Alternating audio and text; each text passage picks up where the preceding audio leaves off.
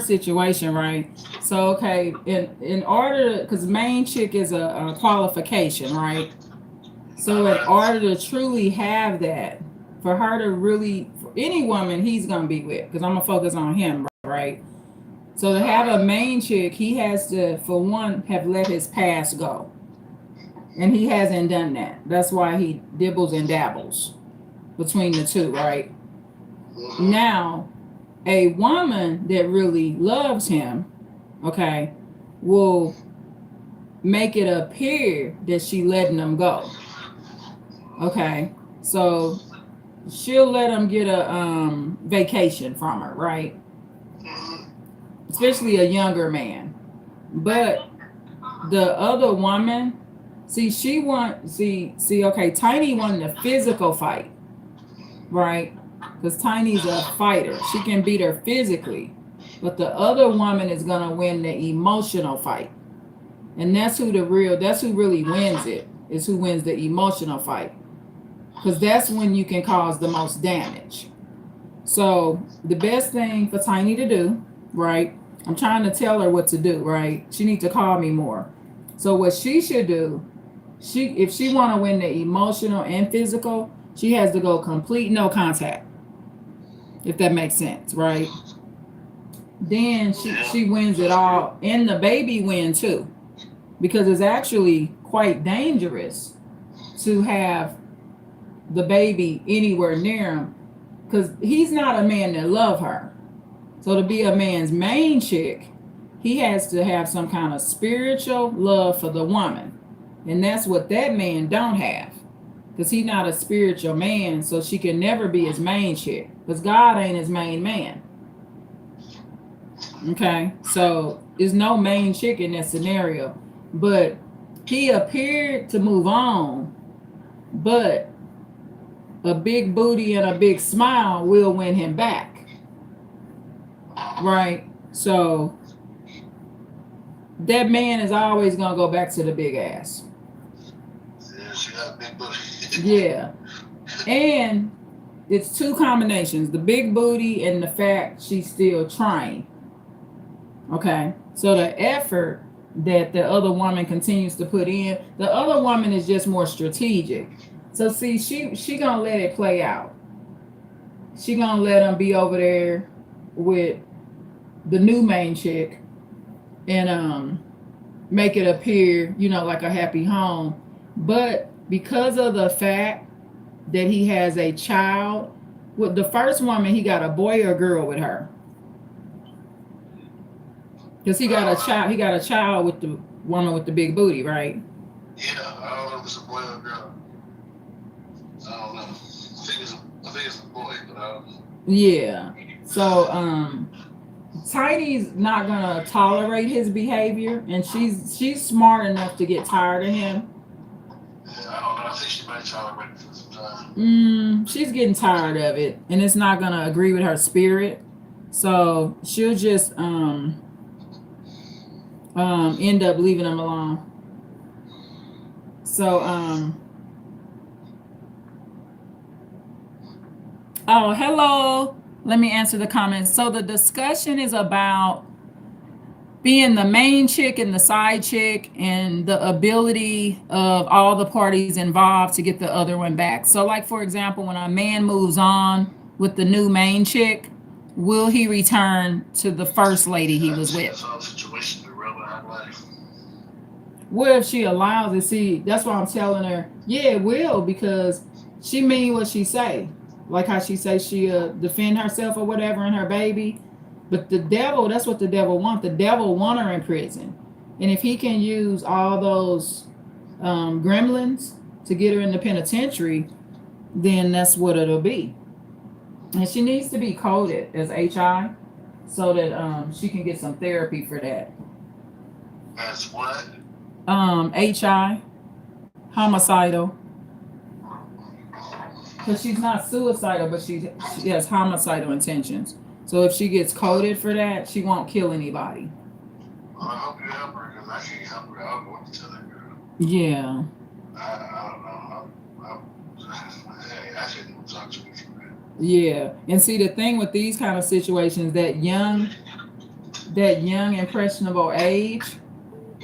See, because she's smart, but the problem, the losing part of the game is the immaturity and age and not having the experience. She messed up messing with that dude again. Yeah, but the best thing to do, because with that, he gonna let that girl, he gonna take her baby around that girl. Yeah, I doubt that dude something stupid with that girl. Oh yeah, he's not gonna do that. Her butt's too big. Yeah, but she looked good too. I mean, Tiny looked better than her, but she's still real cute. And she got a big boobs and a big butt too. Yeah, and it's the real stuff on her.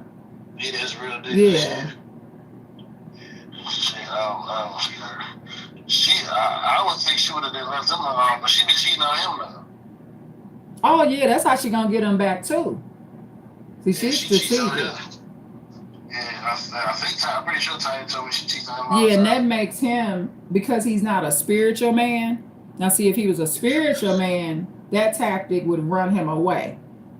But because he's not a spiritual man, that's the way you pull a spiritual man, an unspiritual man in. You make him jealous. The proof is in the pudding. Yeah. Yeah. So,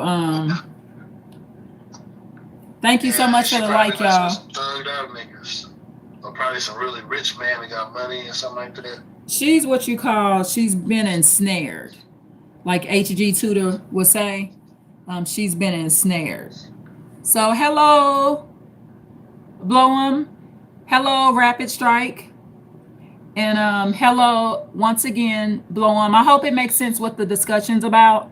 So we're talking about the love triangle that people go through. Hello?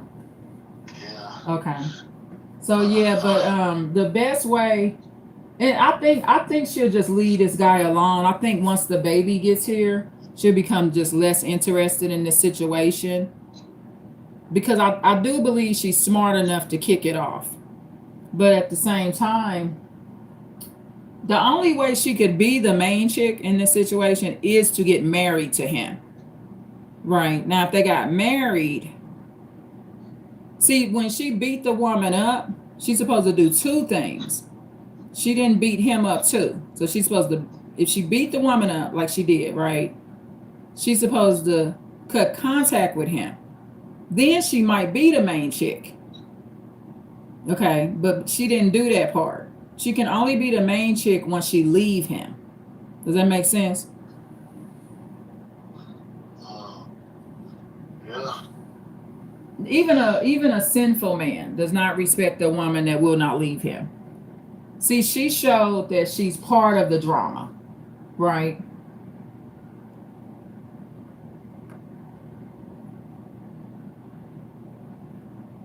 And it will backfire because now her narcissistic traits make her believe that she's actually in a power position, but she's not. Who's in the power position is who came first. Whoever knew you first. Okay, never forget this, right? Whoever knew you first, and I'm talking about people you're not in no contact with. Okay? I'm not including no contact people. They don't matter because they're now deceased. Does that make sense? You better wake up. Buzzy. Oh my God. You better wake up. What is that? No, you ain't here. You better wake up. So, no, what I'm saying ain't that boring. I'm listening to you. I'm listening to you. So you want to get a power nap? So we'll get off here so you can take a nap. But I was listening to you already. I'm just kind of tired about it. That's what you're doing. yeah. So yeah, so there's no winners in this. And both of them are just ensnared by the baby daddy. Because the one lady got a child with him already. How old is that child, do you think? Yeah, see, that's a young child. This ain't no 15, 20-year-old. And then beautiful Tiny is pregnant. So see, these kids are too close together too. Maybe it'll work out where they both dump him and both of them, raise their siblings together. But that part won't happen because Tiny whooped that ass.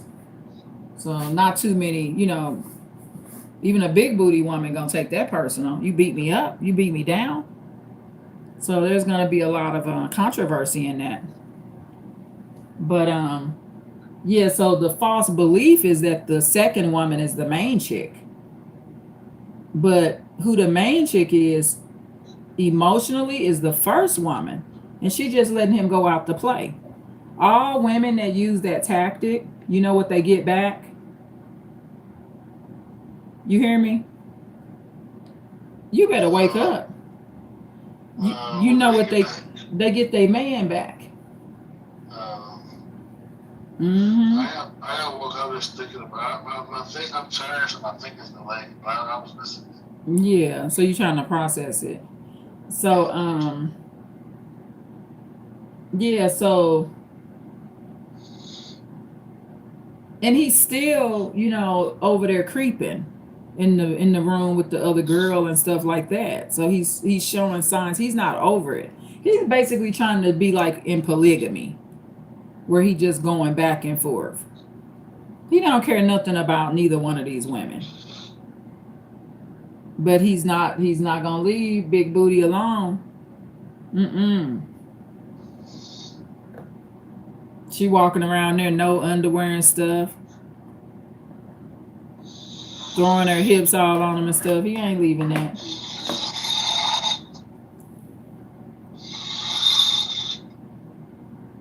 This is why you don't talk to family, y'all. They need power naps. This is a relative that needs a power nap. So that's what's happening here. So I'm gonna hang up because it's not much he can do for me right now. So yeah, that's basically it, and the dynamics, may work different with women, but this is a situation with a baby daddy. It's a younger, beautiful young lady, about 19, 20 years old, and then there's another baby mama that he was with at first. So he's making an appearance, y'all. He's making it look like that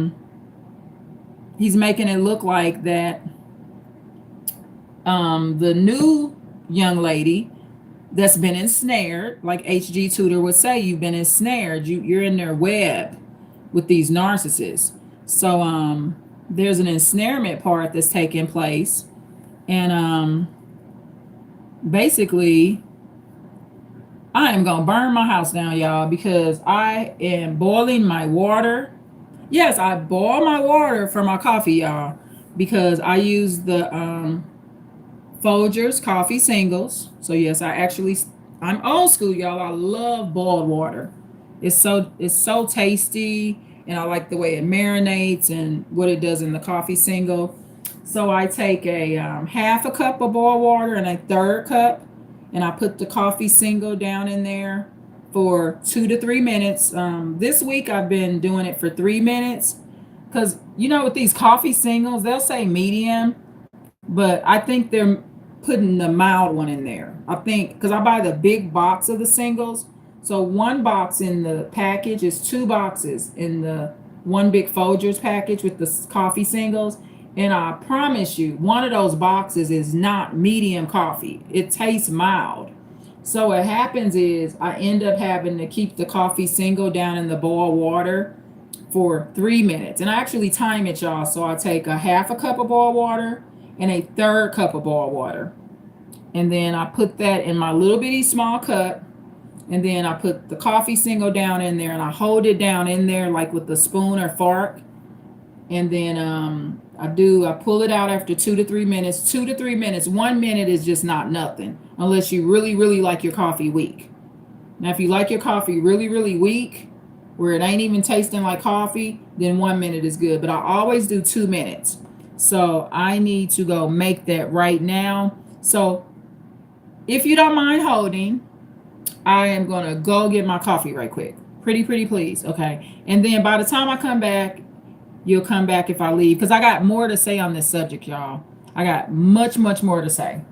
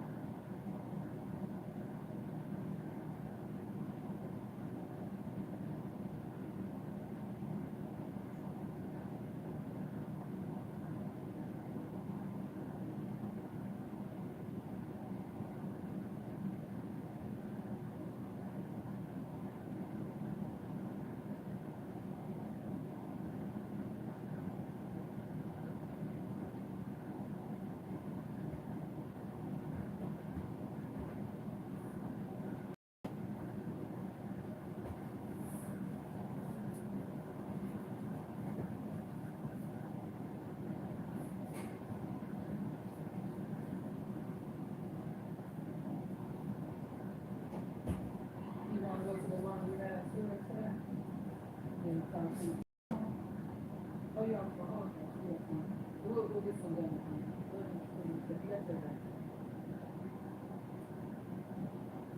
Thank you. Good day. Hey, good luck.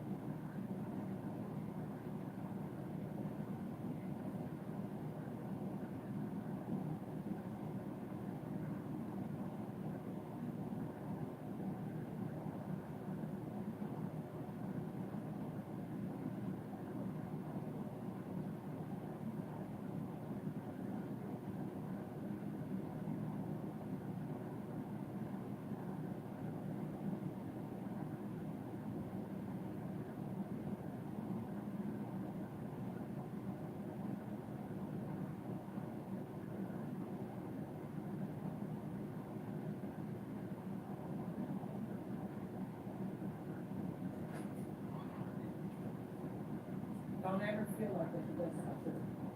Oh my, I'll rather be here today.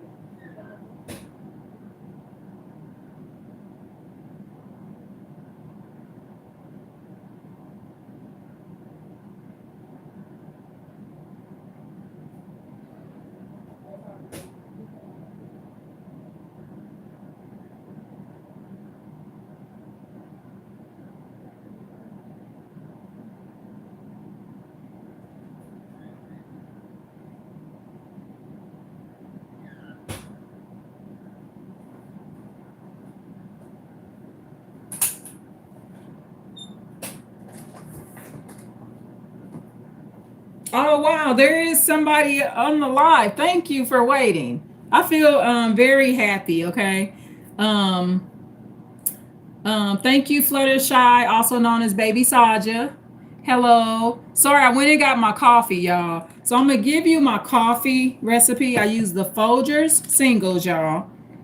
Sometimes you gotta order them online because a lot of stuff they don't have. So I boil my water in a Good Cook brand two quart saucepan. Okay.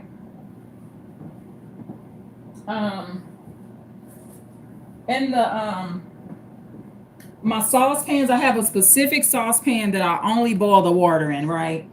And then I have this very small little mug that has the scripture about love. Okay, in First Corinthians, love is patient, love is kind, it does not envy, it does not boast, it is not proud.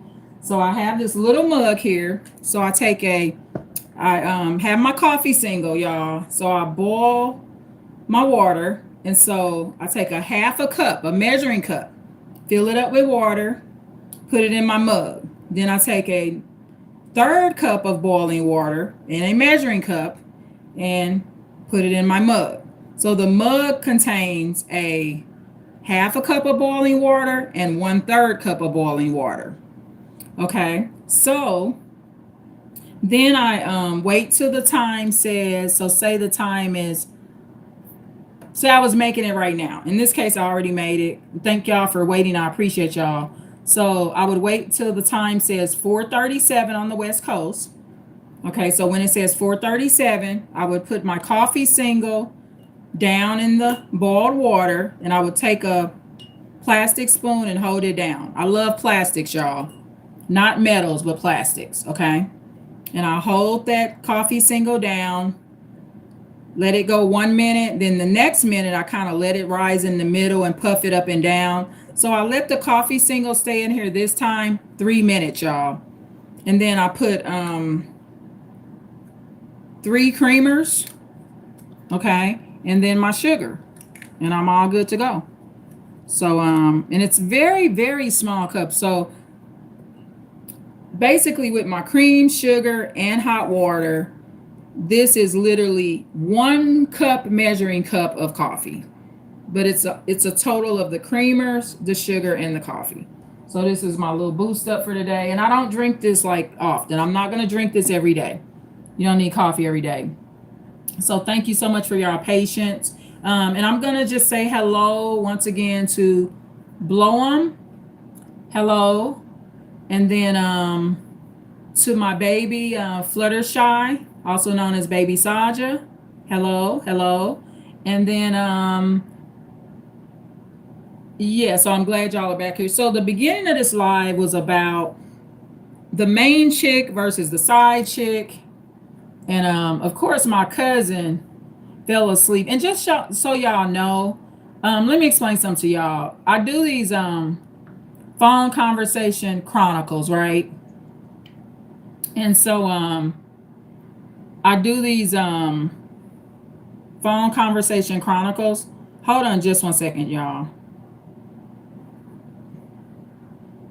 So what I try to do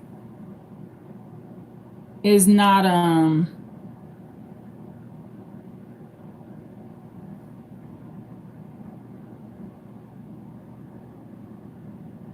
hold on 1 second, y'all.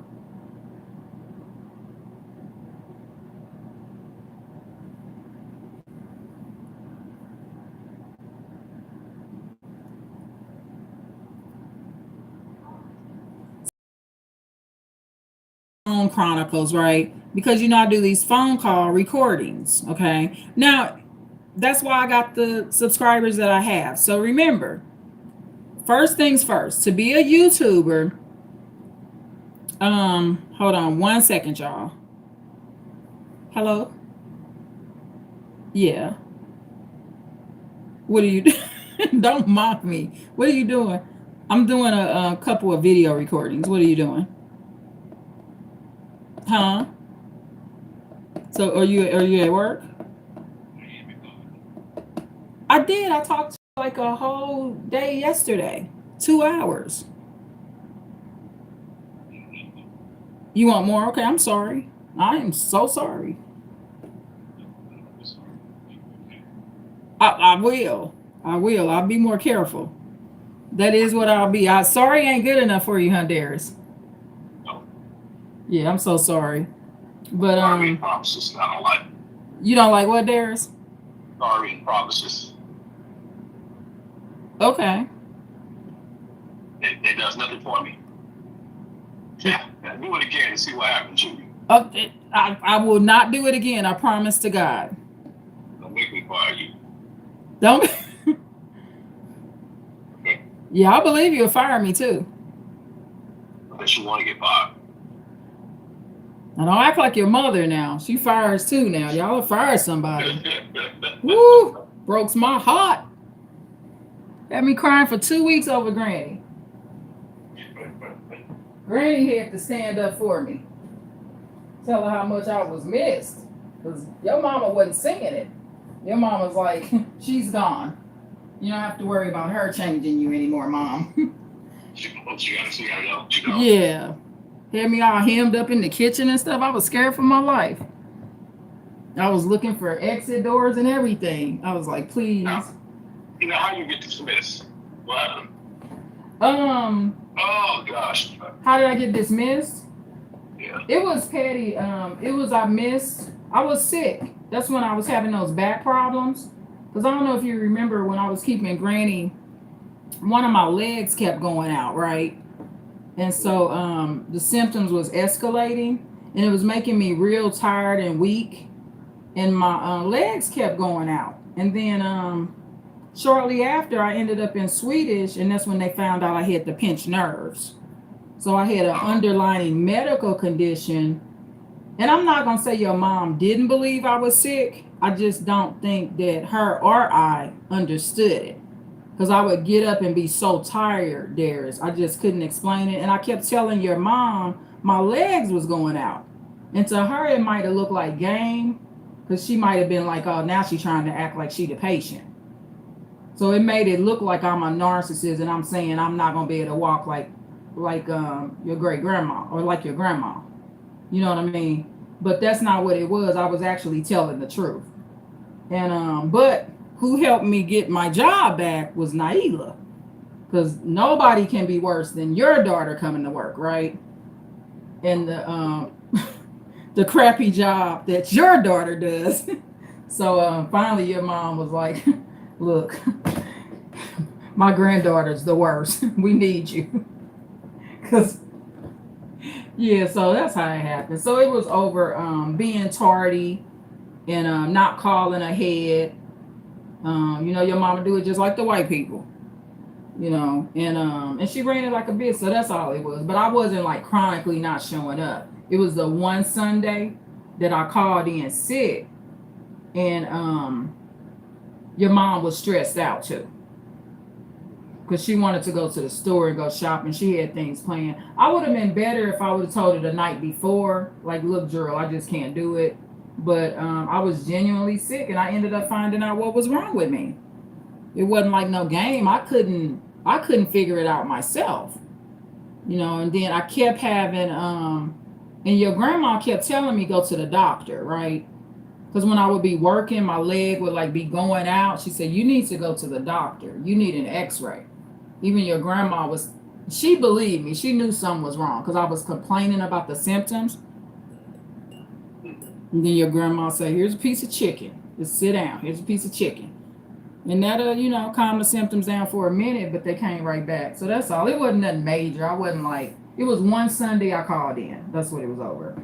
And then I had already the other 2 Sundays been like 15 minutes late. Right. So that's it. It wasn't nothing. But like I said, Naila, now, oh my God. Even with her, one day, me and Naila was there together, and she left me. Talking about somebody got shot. I said, I do not care. This is your great grandma. Ain't nothing you could do about who got shot. If you don't go get these damn bed pads and help me. But Naila left anyway. She was like, no, I gotta go. And then and she did that like more than once. And then at some point I'm like, nah, come on now. Ain't nobody got shot every week. And if that's happening, Naila, you need some new friends. You know, and your grandma, I'm not buying it, and your grandma not gonna buy it. What's really going on? But yeah, so eventually your mom was like, you are okay, Irene. It is nobody worse than Naila. I could handle you. You know what I mean? Because you're able to actually fix your problem. She can't. I see why Darius don't be bothered with her.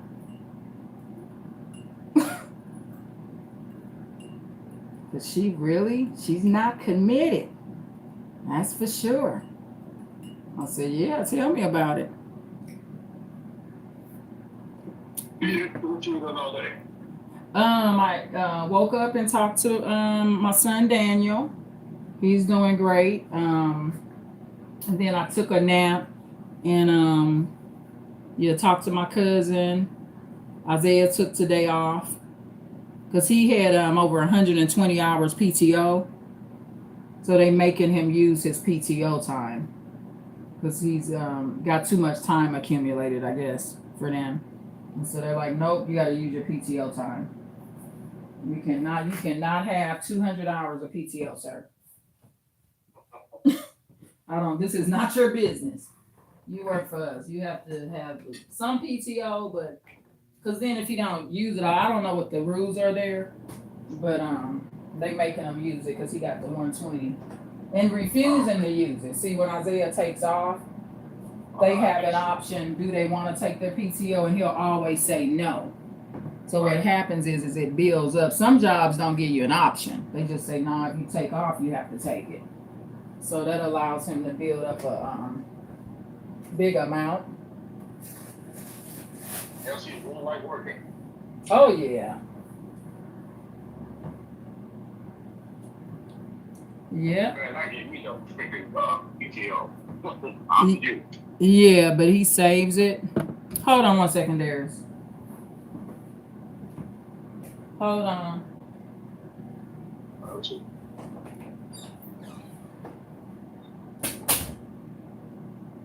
It's about to go.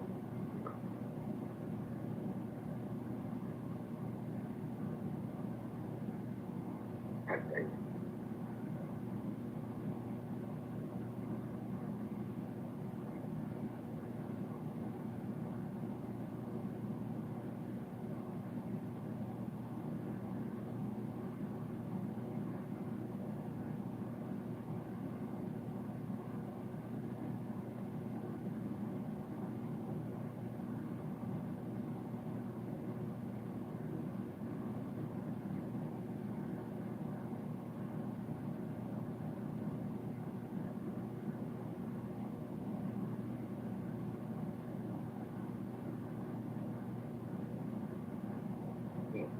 Little bit.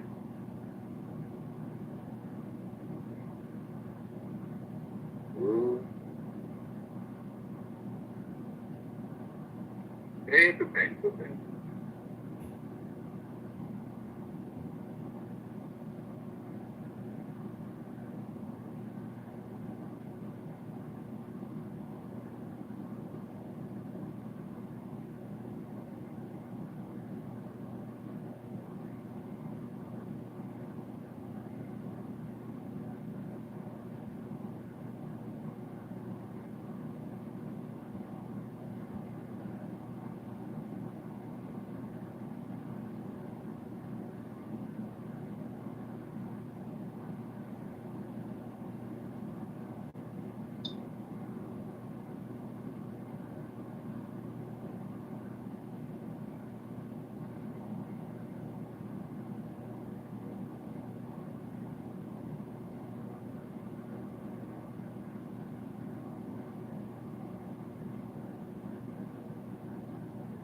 Yeah.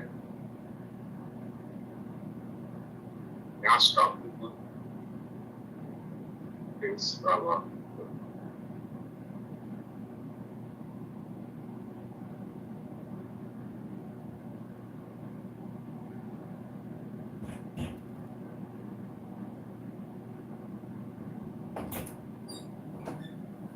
Hold on. Darius. Yeah. So yeah, that's basically it. It was petty. It wasn't no big deal. That's a long time ago, you know. Right. But when you have a business like that and you taking care of people, that's how you gotta do it, you know. Because the patient is affected when people call in. Yes, ma'am. Like your mom told me, this ain't no paperwork. My mom is not paperwork. You can't just come back to it when you feel like it, you know.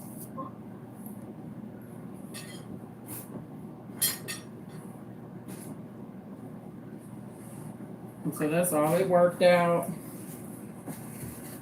Granny fought for me, you know. Right.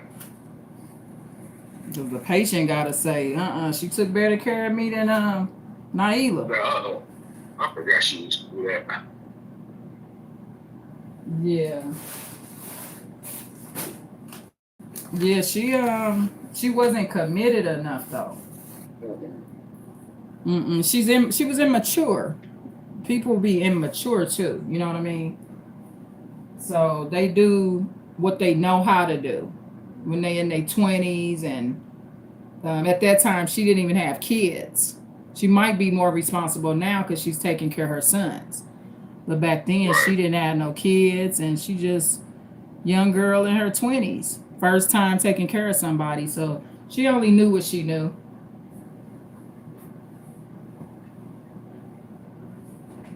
Like you say, she know what she doing now. I think she do. Yeah, she probably would be better at it now because she has kids, you know. The maturity's there. But, you know, at that time, she worried about the homies getting shot.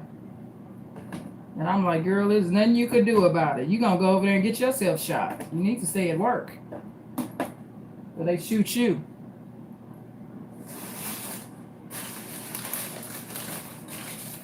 Yeah, but that's all. Oh my God. Her and Granny, they wasn't real compatible anyway. You know what I mean? Right. Certain people. I think me, Angie, and Rhonda, Granny probably liked the most.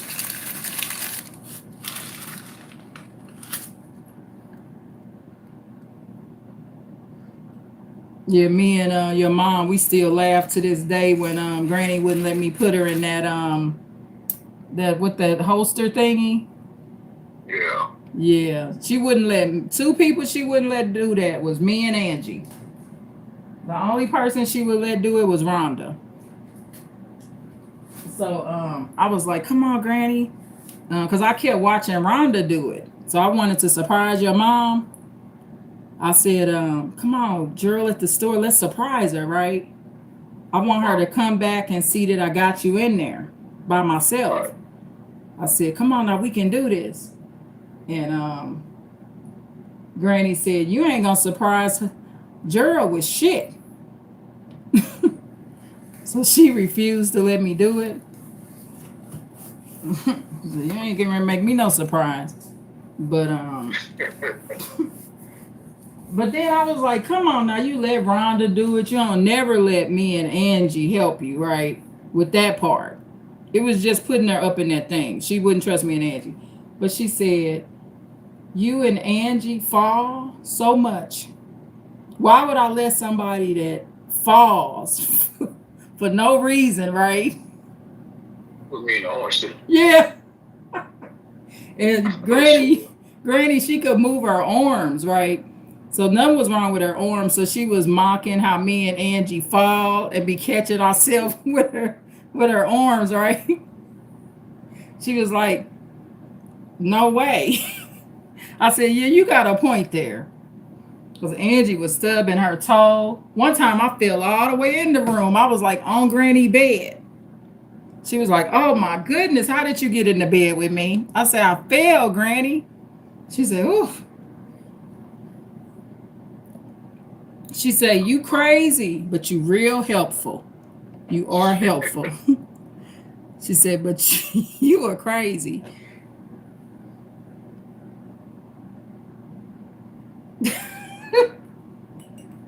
Yeah, we had some funny times, boy. Been a long time. Uh-huh.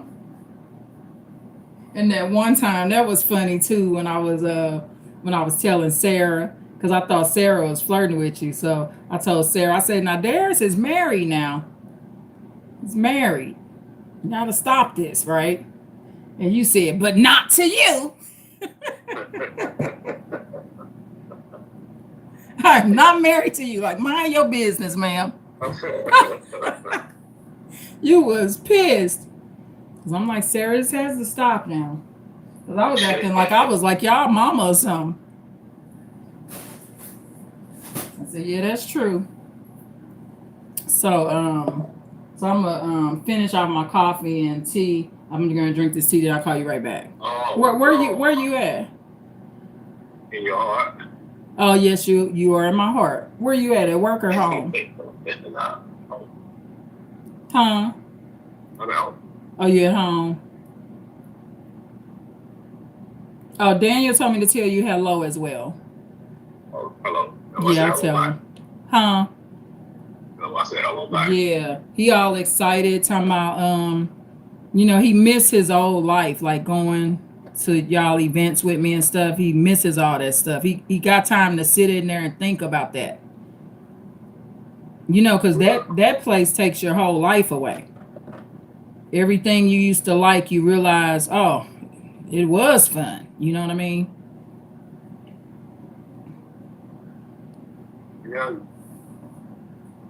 give you a better perspective on your life and where you want to go. If you ain't a freaking knucklehead, you know what I'm saying? Mm-hmm.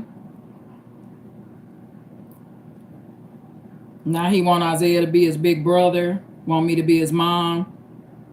I say, hey, we because he see we not locked up. We ain't as crazy as he thought we were. You see what I'm saying?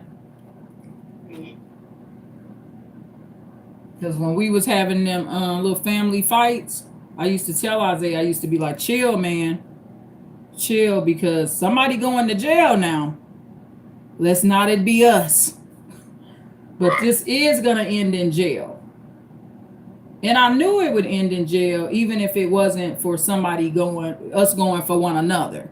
I didn't think just because I was mentioning jail, it had to be because we get into it. I just know those situations always lead to jail, death, or serious injury. So I told Isaiah, I said, we got to chill, be calm, man. You 24, you got to be calm. Right, take it. And then, and that's how and I told Daniel the same thing. I told him he was going. Even the day of Jonah's party, he called me a hater. I said, man, you're on your way to jail. You need to come home. And, you know, I just know the writing on the wall. I've seen Daniels. It's way more Daniels out in this world.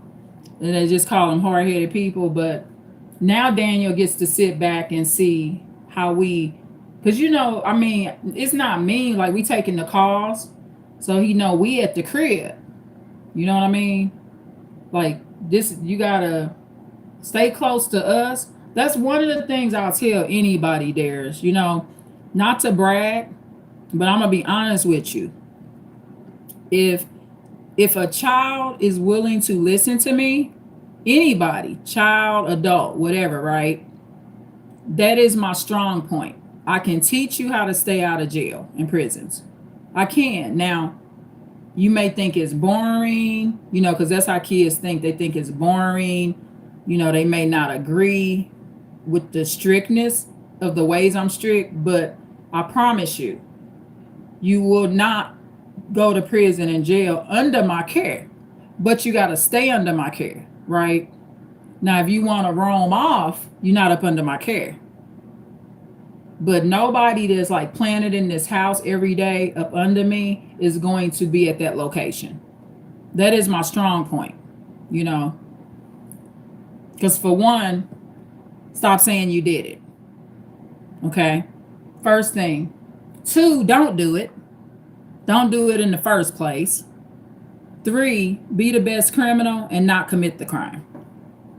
And take a nap. How can you think I got locked up today? You hear me, Darius? I took them calls at 7-something in the morning and slept to 2. Who gonna lock me up? What, the police gonna come get me out the bed and say, wake up, ain't your mama? You see? Don't nobody wanna arrest me. Let's start there. You see me in the morning, you be like, You go to the hospital, girl. You know? But yeah, but that's the thing. And you know, like I told Daniel, that's what I'm offering. Right. I do offer that, and it does work. I told Isaiah the same thing. He 24. Isaiah ain't never spent a day in jail. That's the benefit of coming home. Because see, for one, there's a curfew, right? You gotta like Isaiah, like we struggled last night, right? Isaiah, he was gone from like 7 in the morning to 11 p.m. He want to go back out. I'm like, man, you home now. You have been gone from 7 in the morning to 11 p.m. What you want to go back outside at midnight for? What's out there? Well, you scared that hard? Well, he wanted to go because he you know, want to tell I'm having racing thoughts. I want to go to the track at midnight. Racing thought. What racing thought? He got insomnia. He got a little taste of insomnia. sleep in 2 to 3 days. So he struggles with so when he hasn't had enough sleep and his body can't go to sleep, he has like racing thoughts and stuff like that. And he'll get a headache too. It'll come with a headache. And then he know he's tired, but he don't want to lay down. Right. So there's this combination of no, I don't want to lay down, but no, my brain is not right because I haven't had sleep. So he needed sleep. That's all. See, I'll come home and take a nap, but Isaiah, he'll keep letting his go to insomnia because he has like a mixture. Like I have more of hypersomnia where I have to control oversleeping, right? But Isaiah's is more insomnia. He struggles to get the sleep. He has more like what you have, basically. So he can't sleep like I can, right? And so he was having one of those episodes and he goes into a headache. But when he's like that, I'm like, man, I ain't gonna let you go out because you can get hit by a car, because he be kind of like out of it because he needs his sleep. And then he'll try to like sneak off and smoke a cigar or something like that. He probably wants to smoke one of them cigars. You smoke a cigar? Sometimes, yeah. And I don't let him smoke them in the house. So he'll go to the track. He'll smoke like one every 6 months or something like that. But then when he really wants this cigar, he really fiend for it, even though he don't smoke them that often. You know what I mean? Like he could just smoke one in January. Now it's June. I gotta have my cigar. Like, man, you don't smoke these every day. What's the problem?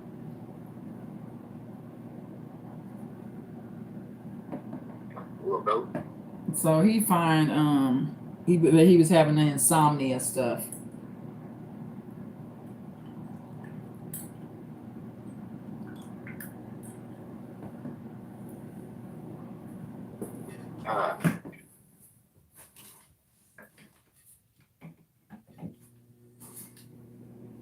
That was pretty much it.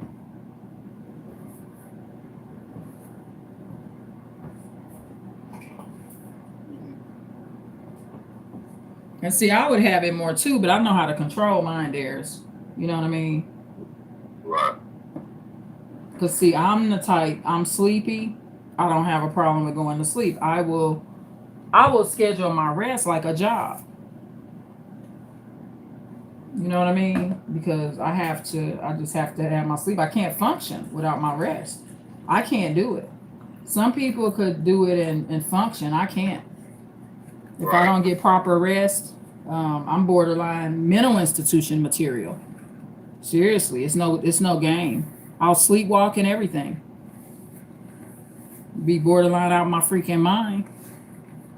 Beat somebody down for no reason. Because I ain't had no rest. So I know better and I know how to prevent it, I'm real like self-aware of myself and stuff. That's good.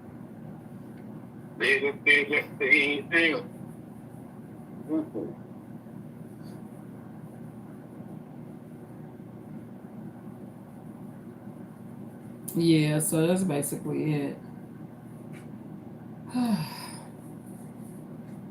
So I'll call you back in like 30 minutes. Right. Okay, bye.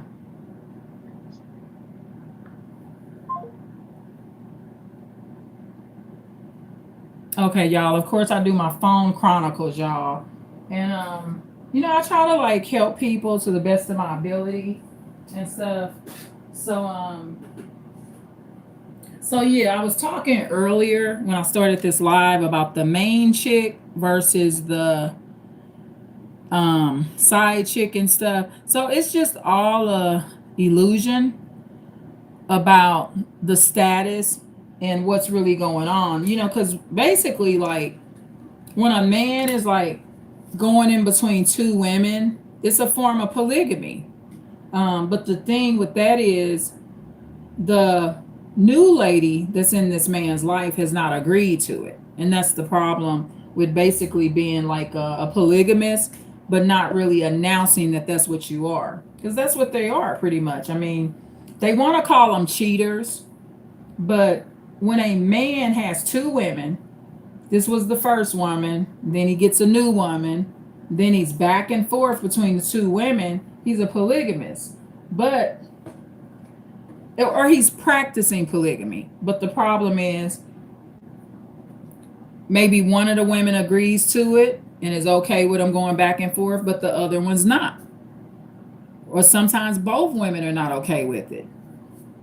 But it's a definitely a danger zone. So the thing is with the beautiful young lady, she's gonna be having a baby. She's already had a physical fight with the first baby mama. She won the fight. She's smaller, but she won the fight because she got them hands. So she won the fight. But the thing is, what I'm trying to tell her is that when she has her baby, if she lets the baby father see the baby, he is going to bring her child around that lady that she beat up, because he's still kicking it with that first baby mama. So guess what happened, y'all? Now the baby's in danger, okay? Because they do hurt the kids. I've watched several cases where the stepmom kills the man's child. Look at the Tiffany Moss case with Imani Moss. You know, Tiffany Moss was the stepmama. Okay? Study that case. She starved beautiful Imani to death. And Tiffany Moss was the stepmom married to Imani Moss' biological father. And the biological father did not protect his own daughter, Imani Moss. He did not protect her. He allowed the stepmother to abuse his first daughter from his prior relationship. So that's the thing. These men are not always that protective of their own kids. Now, Tiffany Moss and Imani Moss' father, they're both in prison. Tiffany Moss is MOSS, y'all. She was sentenced to the death penalty, and she refused to kind of maintain her lawyer and stuff. Tiffany Moss is such a pretty woman. So was Imani Moss. Just beautiful chocolate brown skin. Tiffany Moss she was beautiful on the outside, but very troubled on the inside. And it all stemmed from her grudge, y'all. She had her teaching degree, and she had spanked Imani Moss too much, and she lost her right to teach school. And Tiffany Moss loved to teach school and was not happy with just being a stepmom and a housewife, because on Tiffany Moss' husband, which was Imani Moss' biological father, Imani Moss is the little beautiful little girl. He was okay with Tiffany being a stepmom. He didn't care. He was like, well, because of the CPS cases over my daughter, you can just be a housewife. He was cool with it. But Tiffany Moss could not let that grudge go. She felt like this little girl ruined her life. And it wasn't the little girl that ruined her life, it's the temper. When Tiffany Moss lost her temper on the child, Imani Moss, ultimately unaliving her, starving her to death, had her emancipated. Is that, hopefully I'm wording it right, emaciated. Okay, I think that's how you pronounce it when you're starving somebody to death. So it was real bad. So that's the thing. So I was telling this young lady that when she has her baby, if she doesn't want her child around that first baby mama, she almost got to make it where the baby daddy can't see the child. Because I got experience, y'all. I know what folks gonna do. I could tell you what a demon gonna do before they do it. That's just part of experience.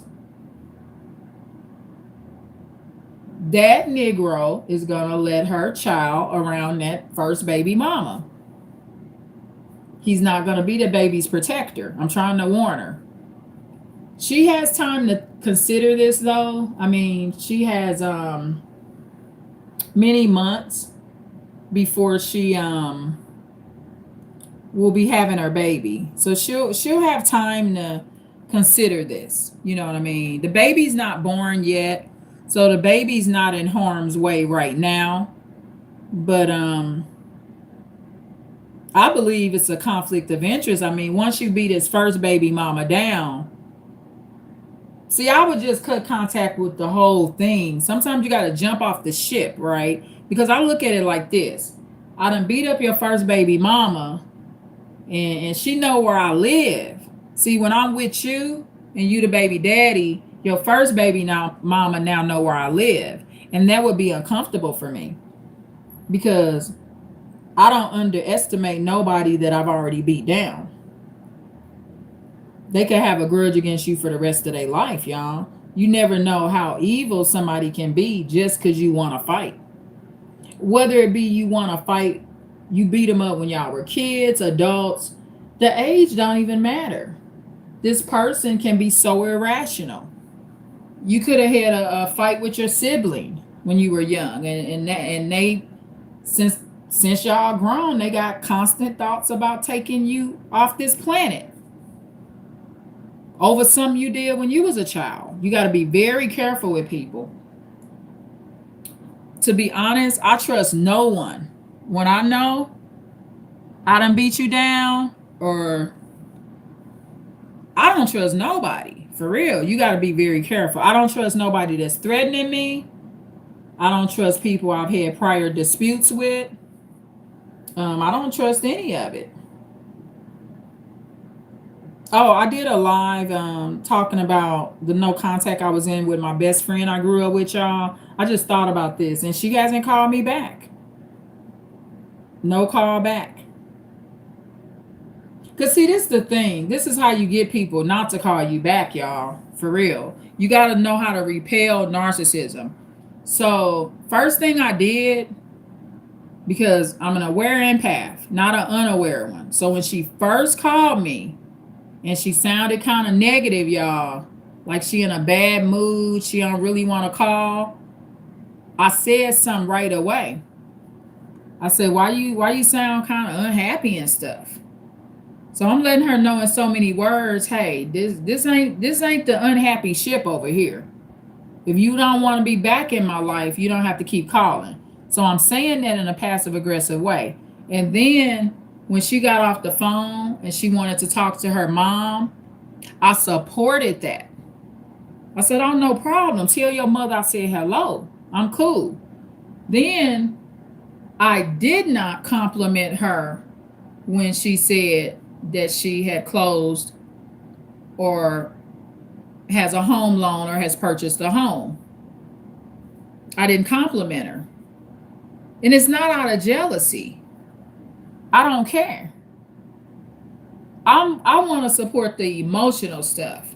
Her telling me about the house, she just flexing, y'all. See, childhood friends, that's one thing about childhood friends. It's so much competition in it, right? It's like from the time y'all little girls and little boys, they are always like ducks. Which duck went to that end of the water? Did that duck get there first, or did this duck? So they're always like in this sick competition. And it can happen with your adult friends, but when you meet them friends, them what you call besties, and you've been knowing them friends since you was like 5 and 6 years old, it's really prevalent. And there's so much competition. And I'm not in competition. I don't care. All I care is that my bestie that I grew up with, my prior bestie, because she's not my bestie anymore. The Lord is. That's who my bestie is. She can never be my bestie. She's not my protector. She probably in a lot of ways has never been a good friend. In some ways she has, in some ways she probably haven't or hasn't, because she's not perfect, right? So I haven't heard back from her. I just haven't. Stop giving people so much to come back for. like HG Tutor would use that word ensnared. You're always caught in the web of a narcissist. You're caught, you're ensnared. They pulled you in, they've sucked you in, they've hoovered you back in because you compliment everybody.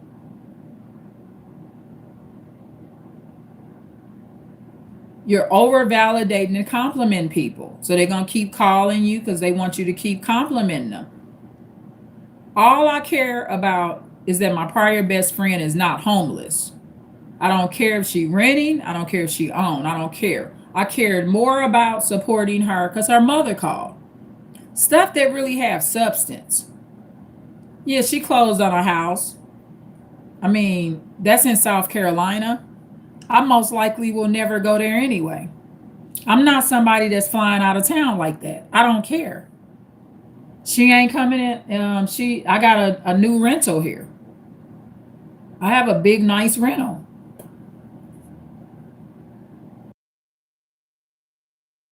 And I have a big, nice rental place.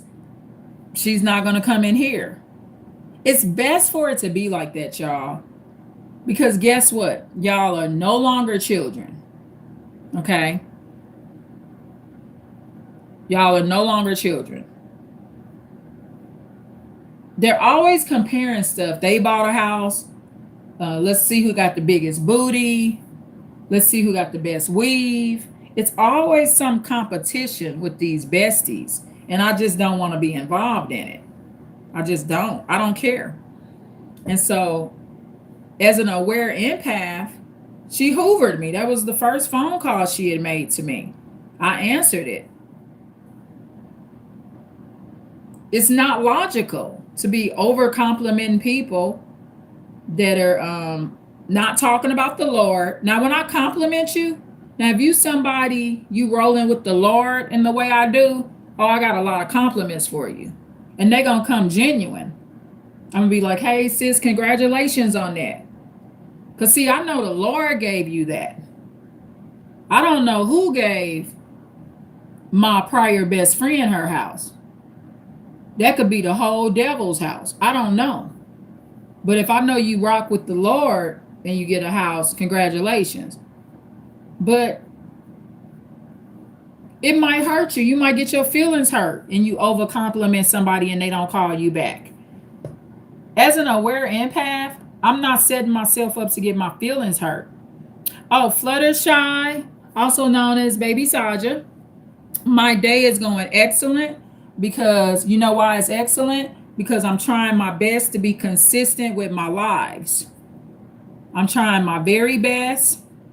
I hope y'all been enjoying a lot of these phone chronicles. Baby Saja, I'm gonna be going in and editing some of my videos and stuff, and giving my videos on my lives more of a name is what my goal is. And so I'm looking forward to doing that. When my baby boy comes home from incarceration, I'm gonna be he wants his own studio in the house, y'all.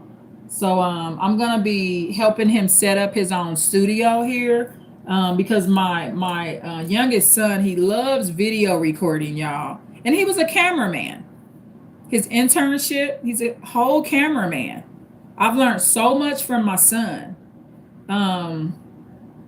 Yeah, even my middle son, he was the first one that taught me how to edit videos. Elijah, I'll give him credit too. I'll ask Isaiah questions here and there and stuff like that and get information from him. But yeah, I repelled that relationship. See, the thing is, I've been in no contact with my bestie or my prior best friend. So what happens in that situation is she realizes she does not need me in her life, and I realize that I don't need her. We don't need one another. We're adults, and for me, I need the Lord more and more.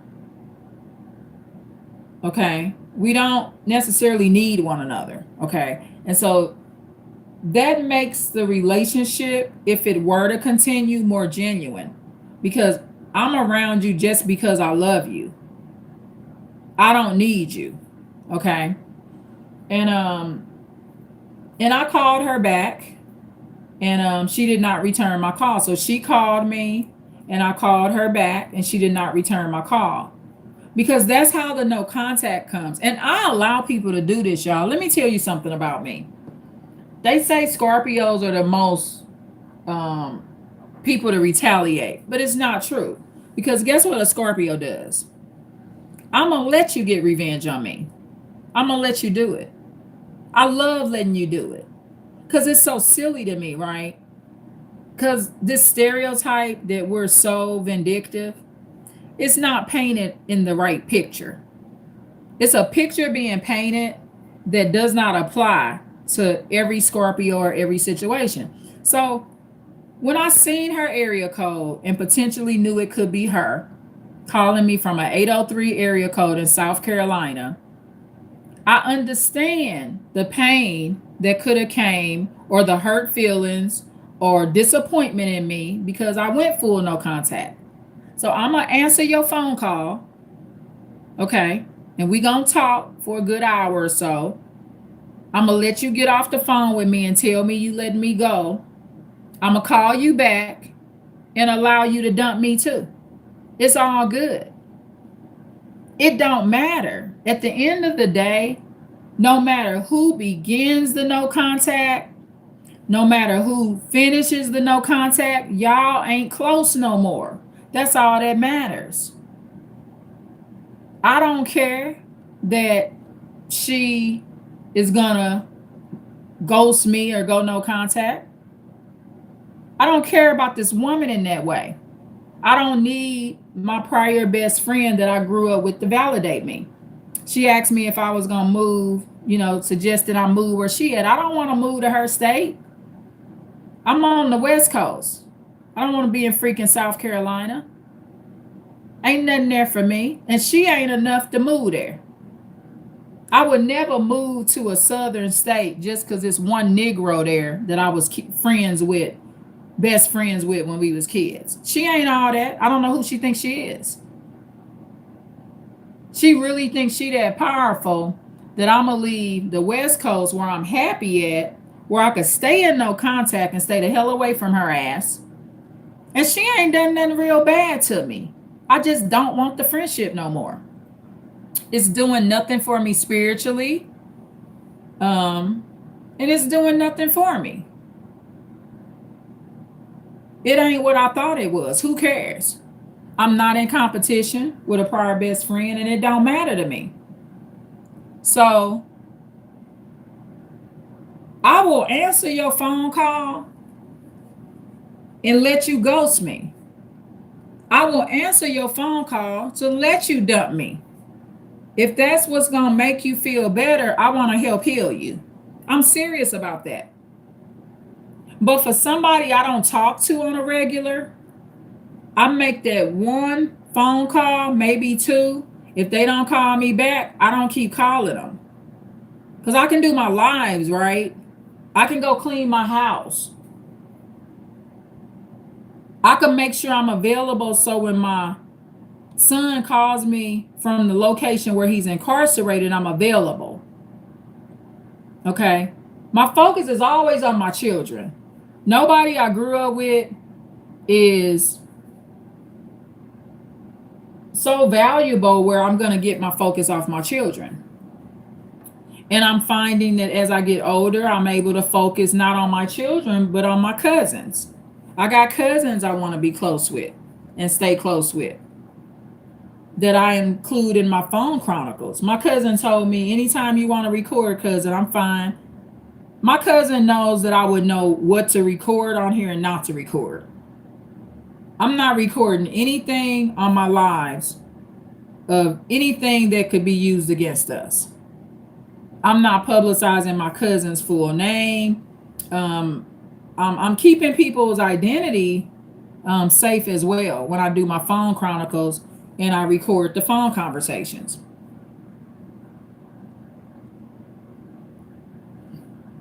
And be aware of what you're saying to people over the phone. Because you don't know if you're on their live. I'm quite sure I'm not the only one that does lives with phone chronicles. But, however, my channel is unique. That's how I get my subscribers. I started doing lives and I started doing my phone chronicles. I'm going to create a playlist called Phone Chronicles. And I got my coffee here, y'all, and my tea. So this is the thing, y'all. I only drink from straws, y'all. Okay, straws. Only straws. Because I salvage my front teeth, y'all. Your front teeth are very valuable. If you don't want them to fall out and you want to be old as I am and have all your front and bottom teeth, then drink with a straw. My teeth are very small, y'all. And yeah, I found another straw because I got this tea here, the Pure Leaf. Oh, actually, it's the Gold Peak tea. It's not the Pure Leaf tea. I drink Pure Leaf tea and the Gold Peak tea. Tea, not teak, tea. So yeah, that's basically and I don't care. I move on with my life.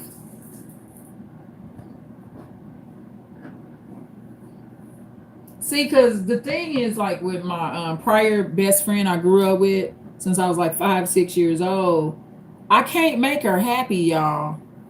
I can't. I mean, my power, I can't make her happy. I can't make her get off marijuana. I can't make her have a better prayer life. I can't do any of that. It is not in my power. She's not my daughter. Even if she was my own daughter, I do not have the power. And sometimes you just outgrow one another. You don't live the same lifestyle. Okay? In a lot of my ways, I'm a spiritual baby, y'all. So a lot of people I got to kick off and get them out of my life. I'm not the type where I'm sitting around crying over people. I don't do that. It's nobody, when I wake up, it's that Holy Ghost over me, y'all, and in me. I don't wake up crying over deceased people. Guess why? I got to die one day too. You actually can enjoy your life. And that's what we're not taught about enough. Some people ruin their whole life. Every day they get up, they cry about somebody that's dead. Daniel told me this, my own son, my youngest son. He said, you got to let the dead go, Mom. Mother, you got to let the dead go. It might sound cold, but it dried my tears out. Daniel won't allow me to get all into that. He sure won't.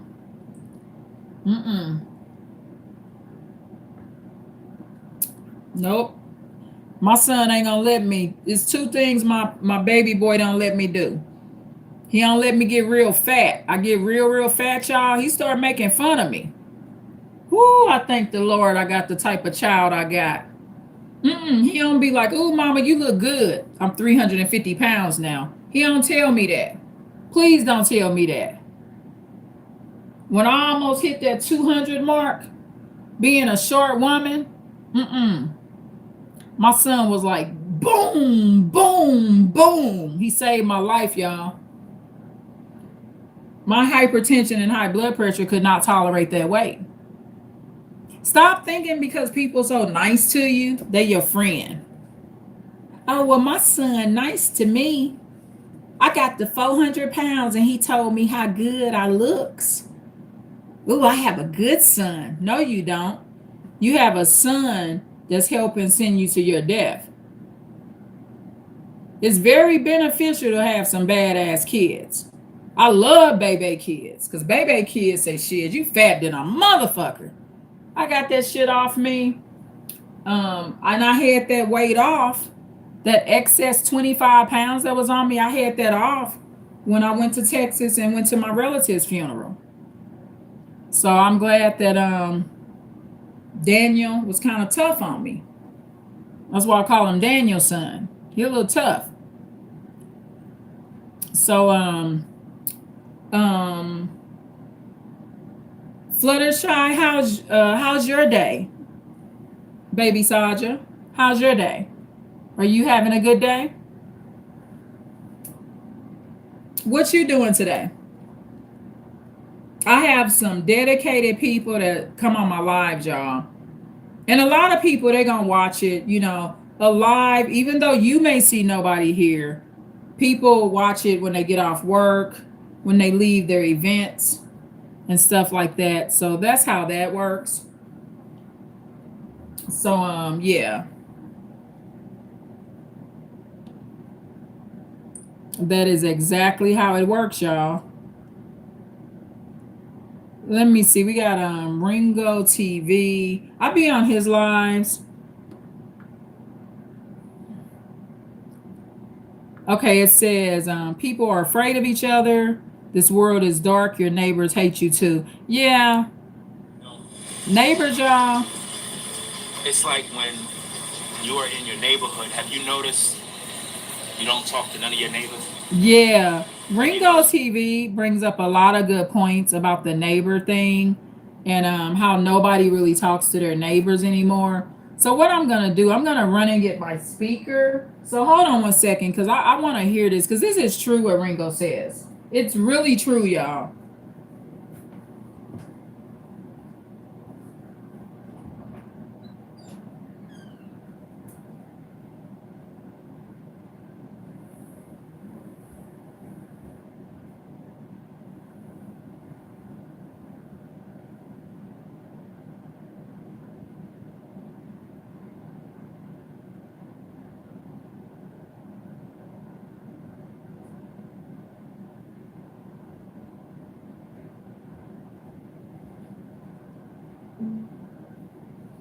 See, the thing with my lives, y'all, I cover various topics. So I cover various topics so that you're learning more because just one topic, talking about one topic. Sometimes you can talk about one subject matter for 2 hours, but my talent is I do my lives usually without a script. So hey, it's whatever come to my mind. And so I just saw one of Ringo Lives come up. So let's see what he has to say. And I'm going to tell you the benefits of it happening. See, sometimes don't think everything is bad. He grew up in a very close neighborhood when he was growing up. It was the hood, but very classy and good neighborhood. So he's not used to this new world. So he's going to talk about how people are afraid of each other. This world is dark and the neighbors hate you too. So fair use, y'all. So to play this, I got to say fair use. So let's see what Ringo has to say.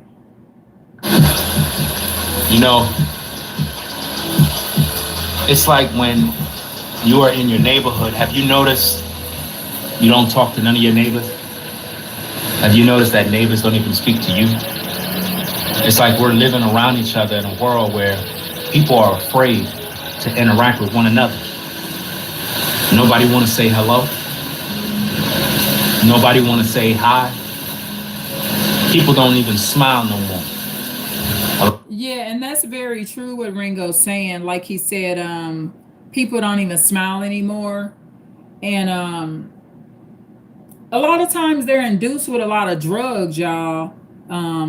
A lot of these drugs are downers.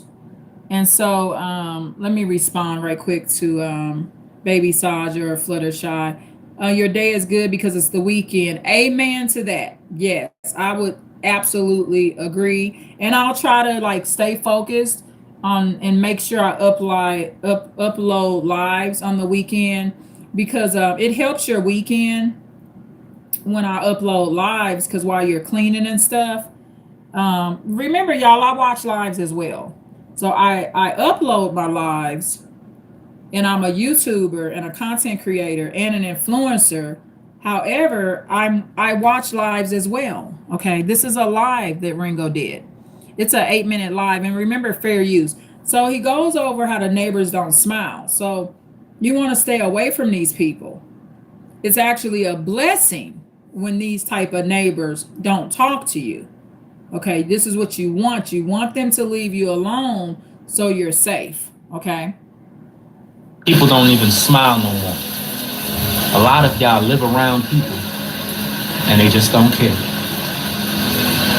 We are living in the last days.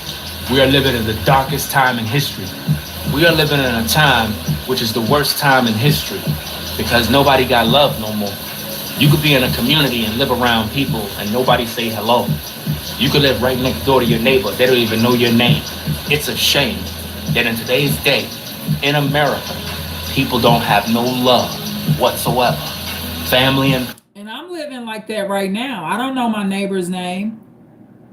Not all of them. I mean, I know my neighbors that I know a couple of their names, but we don't really socialize like that. We just don't. I'm living in the same situation. friends. Hey everyone, big heads up, Paleo Valley's running. Oh no, not the commercial. Please stop it. Stop, not the commercial. I can't stand that, y'all. I'm sorry. Have betrayed you all. They got love no more. You could be. People don't even smile no more. A lot of y'all live around people and they just don't care. We are living in the last days. We are living in the darkest time in history. We are living in a time which is the worst time in history because nobody got love no more. You could be in a community and live around people and nobody say hello. You could live right next door to your neighbor. They don't even know your name. It's a shame that in today's day, in America, people don't have no love whatsoever. Family and friends. Now keep in mind, there's benefits of not socializing with neighbors. I've been watching crime cases for decades and decades, y'all. And to be honest, the less contact you have with your neighbor, the more likely you will be to live out your days. Look at the snow dispute. I think that happened in Arizona, where the Naval SEAL gentleman shot the husband and wife down over the snow dispute. Okay, I think it was Arizona. I'll look it up before I leave this live. But it's beneficial. I'm not messing with my neighbors like that. I'm not out there asking my neighbors to do anything. So I'm not pissing my neighbors off. Okay. I love my neighbors that have been here the last couple of years or so because I love how they play their band music and stuff like that. So it's a very lively spirit because my other neighbors, they used to fight. And there was this man that kept calling this elderly lady the B word all the time, calling her all kind of bitches all day and night. And that gentleman, I think, was about 28 or 30 years old. But he was horrible how he treated that woman. It was just really bad. So, I just want to share with you. I'm not going to get on here and tell you to start talking to your neighbors because I want you to live out your days. There's other people you could be talking to. When you communicate with your neighbors, it's almost like an invasion of your privacy. So you're in more danger when the people around you know too much about you because they can exploit you. They can do a lot of harmful things to you. They can set you up. Your neighbor is right there to see every time you leave and come back in your house. So it's in your best interest in some ways not to be too close to these people. You may wish you could be close to them, but with the crime level in the United States, nah, your neighbor are gonna do something to you, especially in the United States, okay? Family and friends have betrayed you all. Your biggest enemy be your own family. And when you go to your friends to get love and support, they condemn you. They put you down. And you're wondering why you got to deal with this nightmare. Sometimes you wake up and you look at life and you're like, damn, why am I going through this? Why my family don't love me? Why in the world every time I try to reach out for help, they always telling me to go somewhere else? I thought y'all was my family. I thought Just because someone's your family don't mean they have to help you or will help you. I don't really think necessarily that's what family means anymore. Family means, this is what family means in the general sense of the word. It means that y'all are DNA connected. It means that y'all were raised together, and sometimes you're not DNA connected. Okay. Family is who's been around you the entire time, whether they be adopted or they're blood related to you. Okay. So don't expect family to provide for you. They don't have to do it. And you might get more money saved if you accept that they don't have to do anything for you. Especially family members that do not live in the home, y'all. I ain't expecting a family member that don't live in my house. I'm not in their house or in their apartment, their Airbnb, wherever people living at, they motel, wherever your family members staying at, they mansion. I'm not expecting them to do nothing. Times are too hard. Most of the time, your family in too much debt to help you do anything. reach out for help, they always telling me to go somewhere else. I thought y'all was my family. I thought family supposed to stick closer. I thought family is thicker than water. I thought family supposed to. And I don't want my family expecting anything from me. Do I give to family? Have I donated before? Yes, but don't expect it. You're not one of my kids. I don't have to take care of you. You're not my husband. Okay, so you'll be a better person if you get rid of these expectations. Because in Buddhism, I'm not a Buddhist, but I have studied Buddhism, and I went to meditations many years ago, and I went to the monastery. And one of the things I learned in Buddhism, especially Zen Buddhism, the philosophy teaches that it's your wants and desires and your expectations is what keep you unhappy. So if you're expecting a lot from your family, you're going to be in a pretty bad mood. Expect nothing from no one. I'm learning not to even expect it from my own children. However, if we are going to cohabitate and live together, there needs to be a standard. But all these people outside your household, stop caring about it. Don't care, okay? Because it's going to drive you batty. Water. I thought family supposed to stick closer. I thought when I go through, I can go to my family. I can't even go to them. So why would you expect your neighbors to show you love? Most of your neighbors are in competitive jealousy. Most of your neighbors don't even like you. They gossip about you too. They talk about you every single day. This is what they do, guys. I don't think my neighbors care. To be honest, when you're not really socializing with your neighbors, they don't care about you. They just don't care. I haven't created any enemies. I really honestly believe that the neighbors I have, they just don't care what's happening with me. They just care about what's happening in their households. And I'm okay with that. I don't believe I live in a diverse neighborhood, so I just don't believe that they care like that. I just don't. Now, if I live around all of my own people and I live around in a completely black neighborhood, now if everybody in your neighborhood is your same race, yeah, they talking about you. That's just how the game go. Even if you Mexican, right? If you just a Mexican and everybody in the neighborhood another Mexican, yeah, they talking. Because it's that same race dynamics. But when you're living around different races of people, they don't give a damn about you. Everybody into their own thing. And that's the beautiful thing about being in a diverse neighborhood. Ain't nobody giving a care about what you doing and none of that. They don't even notice you, y'all. I could be up in this house dead for 2 weeks. My neighbors is not gonna notice. They ain't gonna call the police or nothing. They ain't gonna know what happened to me. Cause I don't mess around with my neighbors. You too. They talk about you every single day. This is what they do, guys. This is what they've been doing for a long time. And I know it's rough. And I know it's tough. And I just explained in my situation why I don't think that's happening. And I just explained in a situation where it would be happening. I think Ringo is in a true middle class, upper class neighborhood, it looks like, in a real suburb. And I think a lot of his neighbors are black. And I believe that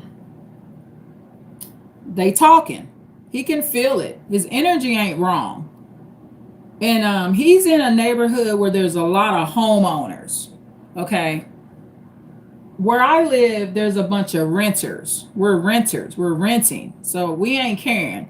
But because he owns his house, I think, and he's around other homeowners, they are talking about one another because they're in this financial competition. Where I'm at, we all trying to come up with this $2,000 damn rent. We know that by the first of the month, third or fifth, I have up until the 5th to turn my rent in. So I know by the 5th of the month, I need to have somehow given my property that I'm renting from, I need to make sure they got $2,000. Because if not, they gonna put my black ass out of here. Bottom line. That's what we focused on. There's no room to be in competition with anybody, but he lives in a neighborhood. I think he moved to North Carolina. And so, yes, they are in competition. He's not in competition with his neighbors. Ringo's not. I'm talking about his neighbors are. His neighbors will be competing with him. They might even know he's a big YouTuber. Okay. They might know that that's Ringo TV. He might not think they do, but I know if Ringo TV moved over here, I'm going to know who the hell he is. I'm going to say something to him. I'm going to be, Ringo, can I get your autograph? You know, so, but see, his neighbors, they ain't gonna, even if they recognize that he's Ringo TV, they just gonna hate on him and talk about him like a dog because he's in the neighborhood with other black people. So it has to be that way because that's how other Negroes will treat you. Okay, it's just the bottom line. I know when I'm in an all black neighborhood and I own a home and it's other homeowners, they talking about my ass. Okay? They just are. I don't care if I moved in the neighborhood and it was doctors and lawyers. They're saying something, even if it's a compliment. Sometimes they compliment you, y'all. It's card nice or whatever. Not everybody gonna be jealous of you. But his energy that he's feeling, his intuition is very good. And so he's feeling what he's feeling. It's not in his head. His predictions come true, y'all. That's one of the things I can say about Ringo TV. His predictions come true. Okay. Been doing for a long time. And I know it's rough. And I know it's tough outside dealing with all the BS that we deal with. Issues on the job, issue with the family. But at the end of the day, man, you got to stay true. You got to be positive, and you got to show love to yourself, bro. You know what I mean? I ain't saying be antisocial. What I'm saying is you need the right kind of people on your team, the right kind of people that's going to be there. Because most people... And I do agree with that. You need the right kind of people on your team. And that's something, as an aware empath, that I am doing much better at. My team is much better. Small team, but better team. See, your team... It ain't about how many people on it. It's about the quality of the people. You want a real good team of 5 or you want a real crappy team of 50? I want a good team of 5. I want a quality team. So yeah, and tuning in here and being on this channel, if you watching my lives and my videos, you will become better about who's on your team. Because I'm not going to be telling you to welcome everybody and be signing up for everybody's team. I'm not going to be advising you to give all your money away and help everybody. I am going to be telling you the truth of why it's not always in your best interest and guiding you into becoming, if you're an actual empath, it means you're not a normal person. As an empath, I am not a normal person. So what's going to make me more normal is becoming an aware empath. And that's when you become more selective and you jump off these horses. You get off these horses that's going to run so fast and it's going to throw you to the ground and you be paralyzed. You don't want to be on horses and mules and stuff like that. So that's basically the bottom line. Hello, Fluttershy, also known as Baby Saja. So I'm doing some commentary on Ringo's video and giving you the pros and cons of what he's saying and also validating what he's saying in the parts that I agree with, okay? But giving you my perspective. I'm not going to come on here and say, go out there and start socializing with all your neighbors. Not in the United States. You don't know what your neighbor into. Your neighbor could be watching child porn. You go over there messing with your neighbor and take your little 5-year-old over there. You don't know that him or her watch kiddie porn with their sick asses. You don't know if they mama is chopped up and on ice in the freezer. Remember the mom that had 2 of her kids in the freezer for a couple of years? Let me see, what was her name? Goodness. It's right on the tip of my tongue. Michelle. Let me look her up. She had 2 of her kids in the freezer, y'all. But she's somebody's neighbors. She's somebody's neighbor. Okay. Is it Michelle Glenn? Let me find her. She was a black lady. Out of 4 kids, 2 of them in the freezer.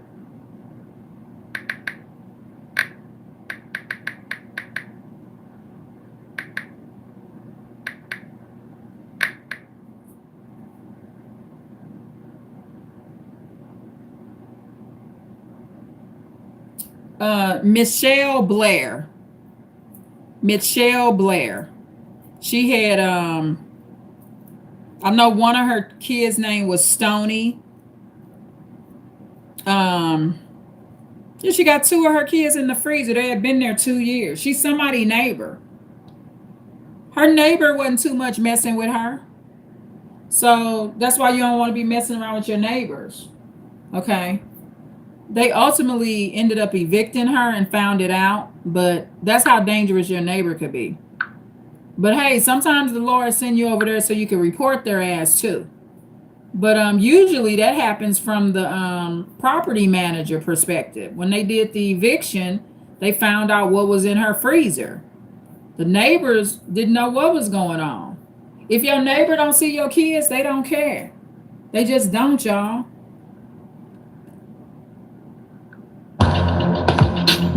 Here go another freaking commercial, y'all. I cannot stand that. People, man, they're just evil by nature. Issues on the job, issue with the family. I thought family was supposed to stick closer. I thought when I go through, I can go to my family. I can't even go to them. So why would you expect your neighbors to show you love? Most of your neighbors are in competitive jealousy. Most of your neighbors don't even like you. They gossip about you too. They talk about you every single day. This is what they do, guys. This is what they've been doing for a long time. And I know it's rough. And I know it's tough outside dealing with all the BS that we deal with. Issues on the job, issue with the family. But at the end of the day, man, you gotta stay true.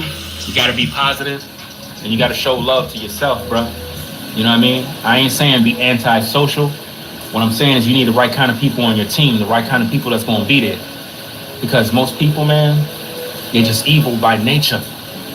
And they want to bring you down. They want you to suffer. You understand? There's a lot of people like that. And he's right about that. What Ringo is saying is people want you to suffer. I saw a lot of that when I was displaced, y'all. You'll be surprised of the level of hate that people will have if you're displaced. I learned a lot about people during that time. I don't mess with people the way I used to, y'all. I just leave people alone. You know, this is why to do it that way. If you leave people alone, you will most likely not be displaced. Okay. But if you keep messing with people, leave them alone. Focus on your business. You gotta make sure everything is pretty much perfect in your home. And then you got to be more protective of the home. So you got to develop a standard. So I'm going to give you a standard that I feel like people should develop more, right? So, I'm going to bring this up because, you know, me and my cousin, we kind of discuss religious stuff, right? And this is one of the things about me. I am around people that are very dedicated to their religions, whether they be Muslims or Christians or whatever religion. So one of the things I was telling my cousin is he may think, okay, well, they're not credible to God or maybe not a real man of God or woman of God, but hey, you can say it. Okay, there are some wicked people in the masjid, mosque, and church and monasteries, right? But at the end of the day, they putting in the work that you not. And one of the things I found, people that attend service, do you know how many blessings I've gotten and how much better my life has gotten? And I do not attend church every Sunday.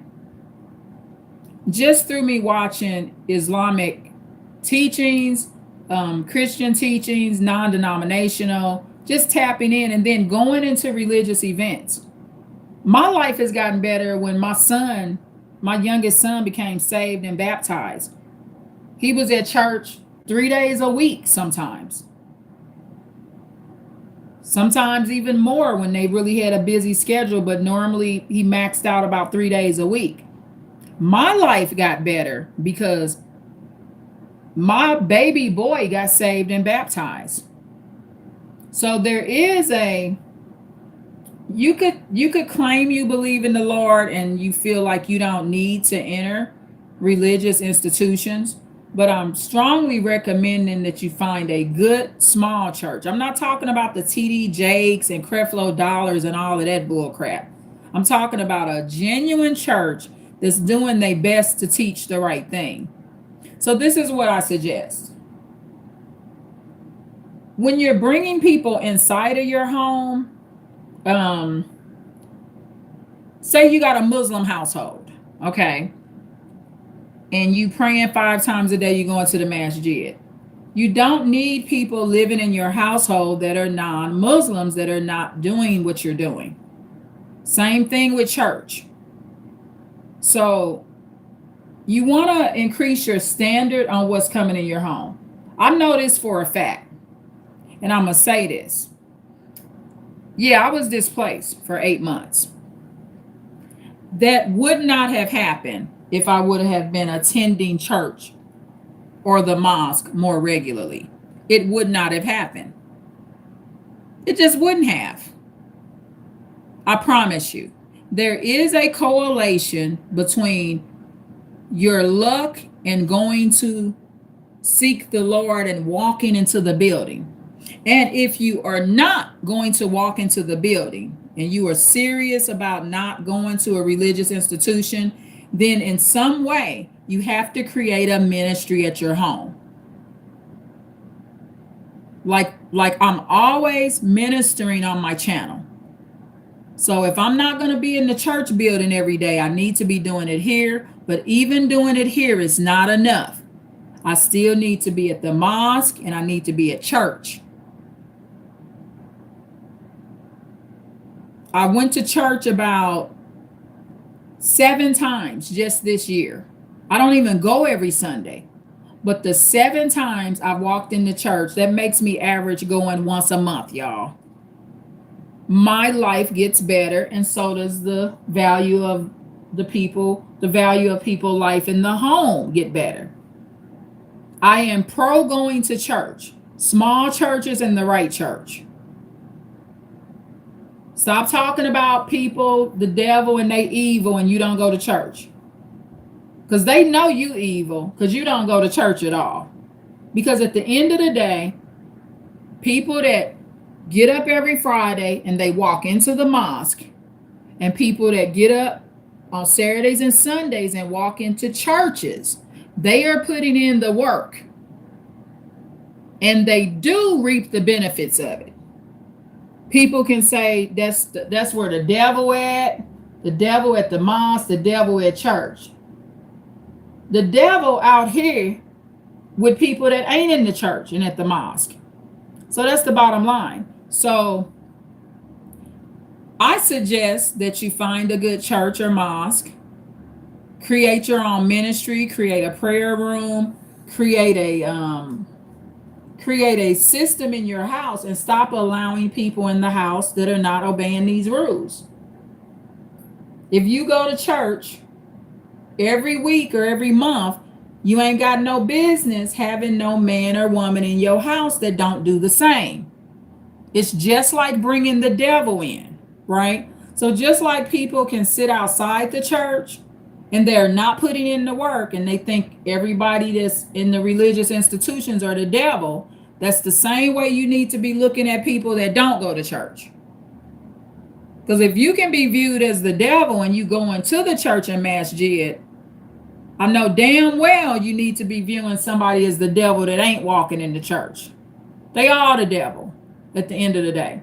So I think developing these standards and making yourself more high class. When you go to the masjid and you're consistent with your prayers and you go pray to Allah, and you go to church and you're consistent with your church life. Like I said, I've gone about 7 times this year. It's helping me. Imagine if I went every week, y'all. But I'm doing the best I could do. But I'm also ministering here. I have to make sure this is done too. Okay?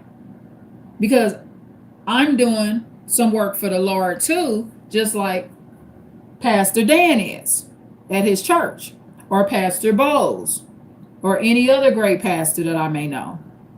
Miss Jackie, Lady Jackie, Lady Bowles is what we would call her, and Pastor Diane is what Pastor Dan's wife calls herself. They consider themselves both pastors, Pastor Diane and Pastor Dan. And then Lady Bowles and Pastor Bowles. Okay.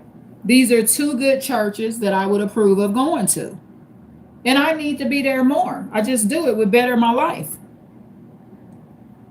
And if I would have been in church or at the mosque more regularly, I would not have been displaced. I know that from my soul. The church people know it as well. They do. They know that I would have had a better financial outcome in the church. If I would have went to church enough, I might would have met my husband by now. Or maybe it's not meant for my husband to be in the church, but I'm not marrying no man that don't go to church, y'all. Because I don't care what he say or what a man would say to me. He cannot convince me that he's better outside the church. That's called gaslighting. That's gaslighting. The key is getting in the right church and not being a narcissist. And every time the pastor says something you don't agree with, I ain't going back there no more. Well, teach the pastor the correct way.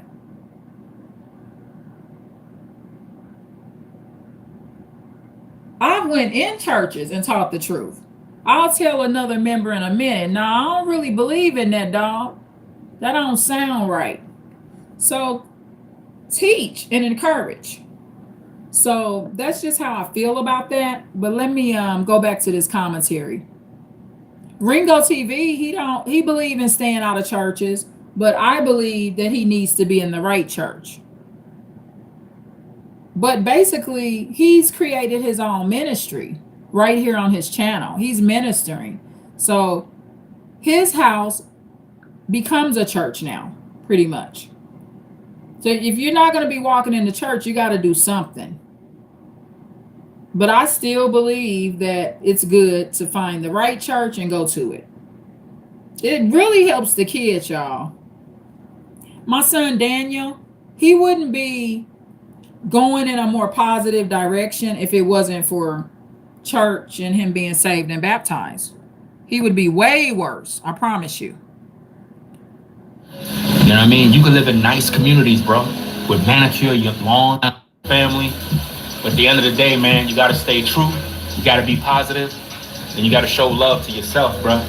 You know what I mean? I ain't saying be antisocial. What I'm saying is you need the right kind of people on your team, the right kind of people that's going to be there. Because most people, man, they're just evil by nature. And they want to bring you down. They want you to suffer. You understand? It's a lot of people like that. You know what I mean? You can live in nice communities, bro, with manicure, your lawns, picket white fences, nice automobiles on the lot, and people are hateful. They don't got no love in their heart. They hate everybody around them. It's real sick. We live in a sick world. You know, we used to think that the hood was the worst place. We used to think that the ghetto was the place where nobody cared about nobody. Nah, you can live in the burbs. You can live in a rural area. You can live in a community with mansions. Nobody talks no more. People are afraid of one another now. We are living in the worst time in history, guys. A time of pure darkness where people don't even serve God no more. They don't have no moral compass no more. People are just liars, bro. People are just... And I agree with that. Like he says, they have no moral compass and they're just liars. But what would give you more moral compass is finding a small church in the right church and starting a church of your own and being involved with religion and events and stuff. It will better your life. So I was just talking about this. Ringo is not active in any church. I mean, basically, he's his own church now. Okay, but if he doesn't walk into a religious institution, that's fine. But in my opinion, going to the right church would be good for his girls. I do believe that. He has 4 daughters with his wife, and I think that the girls could use service, but at a small right church. I think he should create like a church in his house, y'all. I think he would be very good with that. And maybe the Most High will bless him in that way. I think what needs to happen with Ringo is that he needs to like set up his garage or whatever he wants and make that like a church, and then bring people. He create the church and bring people to him, because he ministers really well. So that's just my opinion. But if you're not gonna be going into the building very often, in church buildings and the masjid, you need to be doing it online. You need to be preaching outside your house. You need to be ministering, because the Lord and the Most High, the one Most High in heaven, needs to use you. You're needed. Okay. have no moral compass no more. People are just liars, bro. People are just evil, and they have no filter. They're just evil all day, and they never let up. It's the time we living in, fam. A time where people don't even want to get to know one another no more. This is where we at, and it's really sick, man. Imagine being in a community where you're around people and nobody talks to you. Next door neighbors don't talk to you. Maybe once in a blue you might have somebody that says, "Hey, neighbor," but are they being real or are they being fake? I was watching this one video, y'all, and it was it's like the child molester version of The Godfather. And I gotta find that video. And it's crazy because it was like full blown, a lot of family, and they were Sicilians or Italians, right? And it was a bunch of them, hundreds and hundreds of family members. They always gathered, had get-togethers. It was a bunch of child predators in the family, and basically, child molestation and child rape had been institutionalized within that family. So that's the disadvantage of being around a family where it's too many people. And it went on for decades. You had the elderly women on this particular documentary. And so I said, oh, this is like the child predator version of The Godfather. Because, you know, in the traditional Godfather, nobody's getting molested or raped. You know, people are being more protected. Not in this version of The Godfather. And it wasn't named The Godfather. I'm just telling you what I saw. So it can be a disadvantage to have a bunch of relatives running in and out your house, because the predators are normally right in your house. It ain't your neighbor. My neighbor ain't Ben Daniels' predator. It was Elijah, his middle brother. That's his real predator.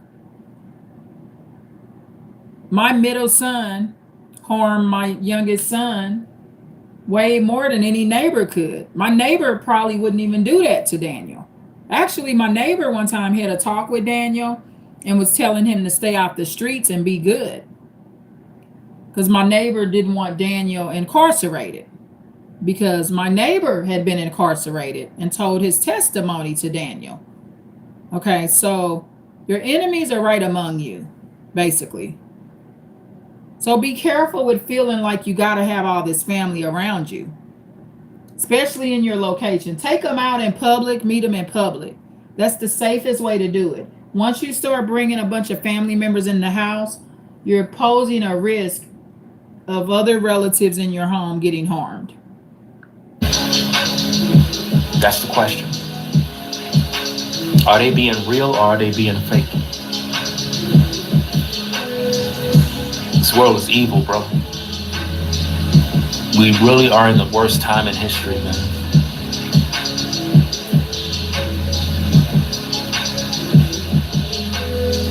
I'm living in a dark time.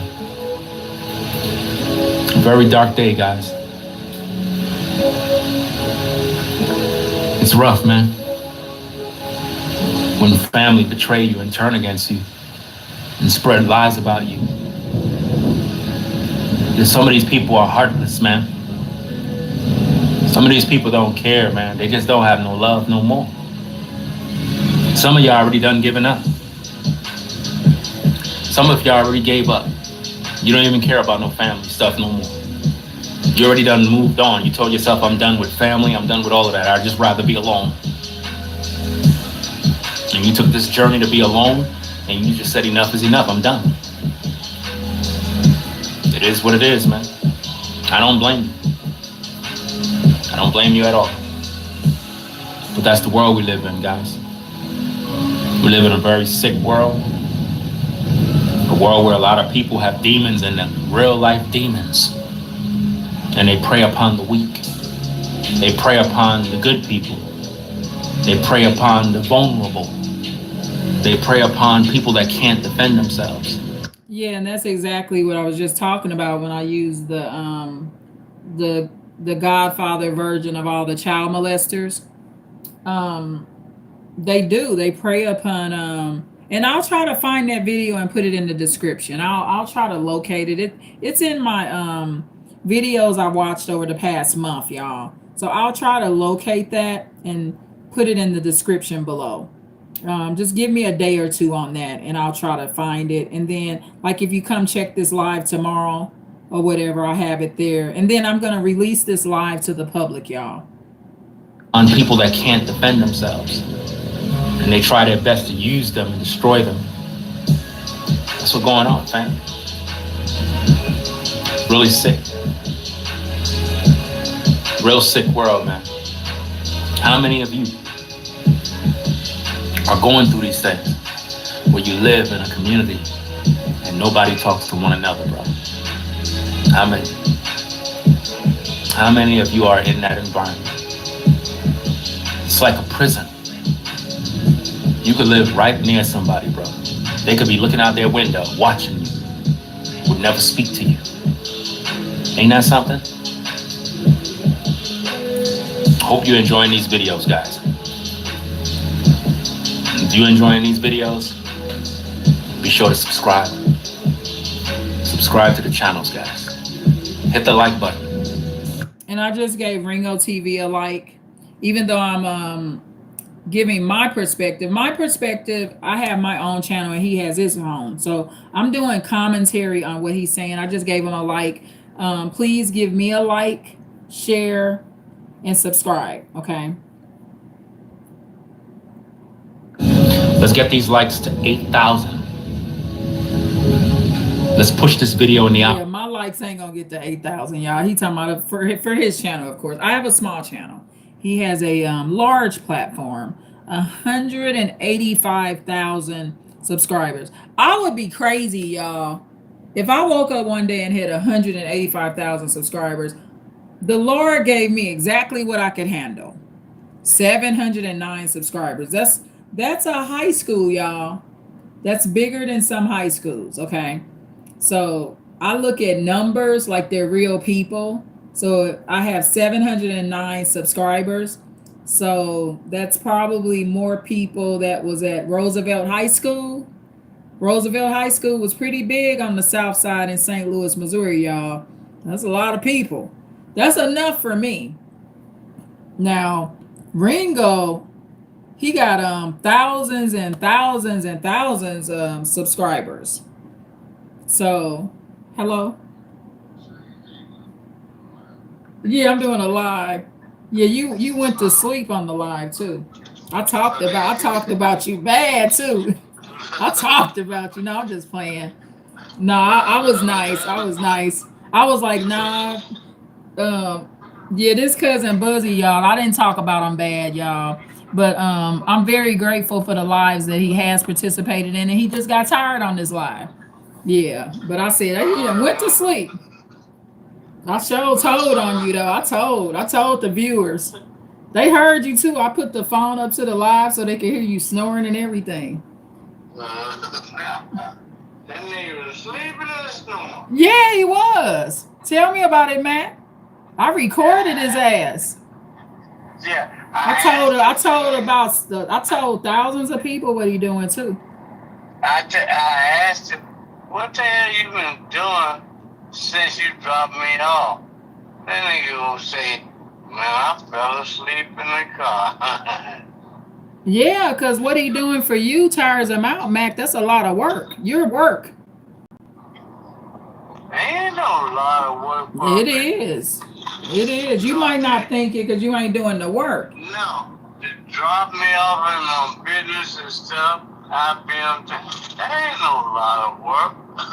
Well, to me it is because driving tires you out. I used to be a driver. I delivered. All you have to do is live at the house with me, pick me up, drop me off in my business, and come on back to home or go drive or whatever you're doing. I ain't working them too hard. No, I didn't say you working them too hard. I'm just acknowledging it is work, Mac.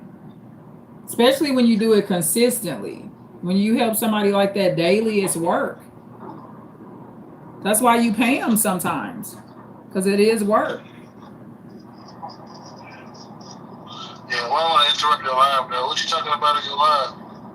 I'm doing commentary on Ringo TV about neighbors. I just got through talking about the importance of considering going to church more, and I was expressing to them some of like me and your views that we have, and just encouraging them to get their prayer life better and all that type of stuff. But then Ringo's talking about how people don't interact with their neighbors no more. But I'm explaining how that's sometimes is a good thing, because you don't know what your neighbor's into. You don't know how dangerous your neighbors are. Yeah, the guy that killed his two neighbors across the street in the snow that time. Yeah, I mentioned that case. See, y'all, my cousin Buzzy mentioned, I think that was Arizona with the Navy SEAL that killed the husband and wife with the snow dispute. That's why it's not good to be messing with your neighbors. You want to get shot down over some snow? No, I ain't gonna ask my neighbor nothing. I should have been friends with him. Yeah, but you know my opinion on that case. I think they might have been friends before. Oh, yes, right, yeah. Some suspect. Yeah, cause she too mad at him, honey. And don't no woman get that mad with no man. She mad at him. And I ain't never got that mad with no man. Like she mad. So something going on. He then denied her some loving. She sound pretty angry. And she ain't letting that go. So that's it's more to that story, and you'll never know. It's just like with the Robert Brooks case, right? And that beating, we will never know all the details of what provoked them and triggered them off. And Which one is the Robert Brooks? the inmate that was beat to death by all those sick, weird guards. But I want to know more details. I'm not happy with them just saying, "Oh, he ain't do nothing." I want to know what's in their mind that made them go off like that. It's something about the man they didn't like. And I want to know more of what it is. But they're hiding that from us. And I don't like that. It's for a reason, but not a good reason. But they had a high level of hate and anger towards Robert Brooks. And I know one of the reasons. One of the reasons is obvious on the video. It's obvious physical jealousy, right? I guess that was a gym workout, beating this little guy to death like that. You know what I mean? They lazy fucks. They didn't want to go to the gym.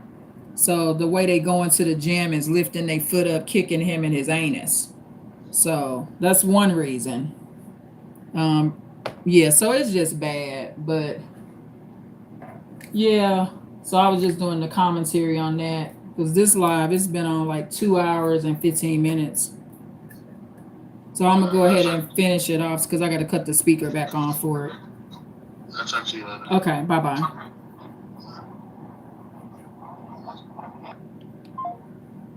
Yeah, that's my cousin, y'all. So, and you know, he's been on my live several times. So I'm not hard on people. You know, he's tired. He has a driving business. So people be tired. So I get it. So let me finish doing this commentary. The algorithm, more people need to see this content. It's real. So that being said, guys, in closing, we live in a world now where people are afraid to talk to one another. They're scared. And remember fair use, y'all. And what you want to do, you don't want to be scared to talk to people. You just want to be selective, right? And me, I don't prefer to be involved with my neighbors. I like my friends not to live in the neighborhood. Okay? So that's just the way I live. I don't really prefer to be overly friendly to my neighbors. I just don't. It makes them more in my business. I'm a private person. So for me, I'm fine with it. Even when I was being raised in my grandmother's restaurant, y'all, my grandmother would have all them customers downstairs and upstairs. My little sister, she loved the limelight. I told y'all in one live video, Nell Carter, I guess she's supposed to be kind of like our cousin, but I'm not sure. She wanted to take my little sister and have custody of her. My little sister loved the limelight. She loved the people. Me and my bestie, Shauna, we would be upstairs in the house part. And I didn't want to be in the limelight like that. Even when I was in my grandmother's restaurant, I like being around people. I would go to more like my friends and family members' homes and stuff like that. I like to be in home environments and at events and functions and stuff. But being around all those customers, it was never my thing. It was too many people. I mean, lines all down the street. All kind of famous people coming in my grandmother's restaurant. Hey, she loved it too.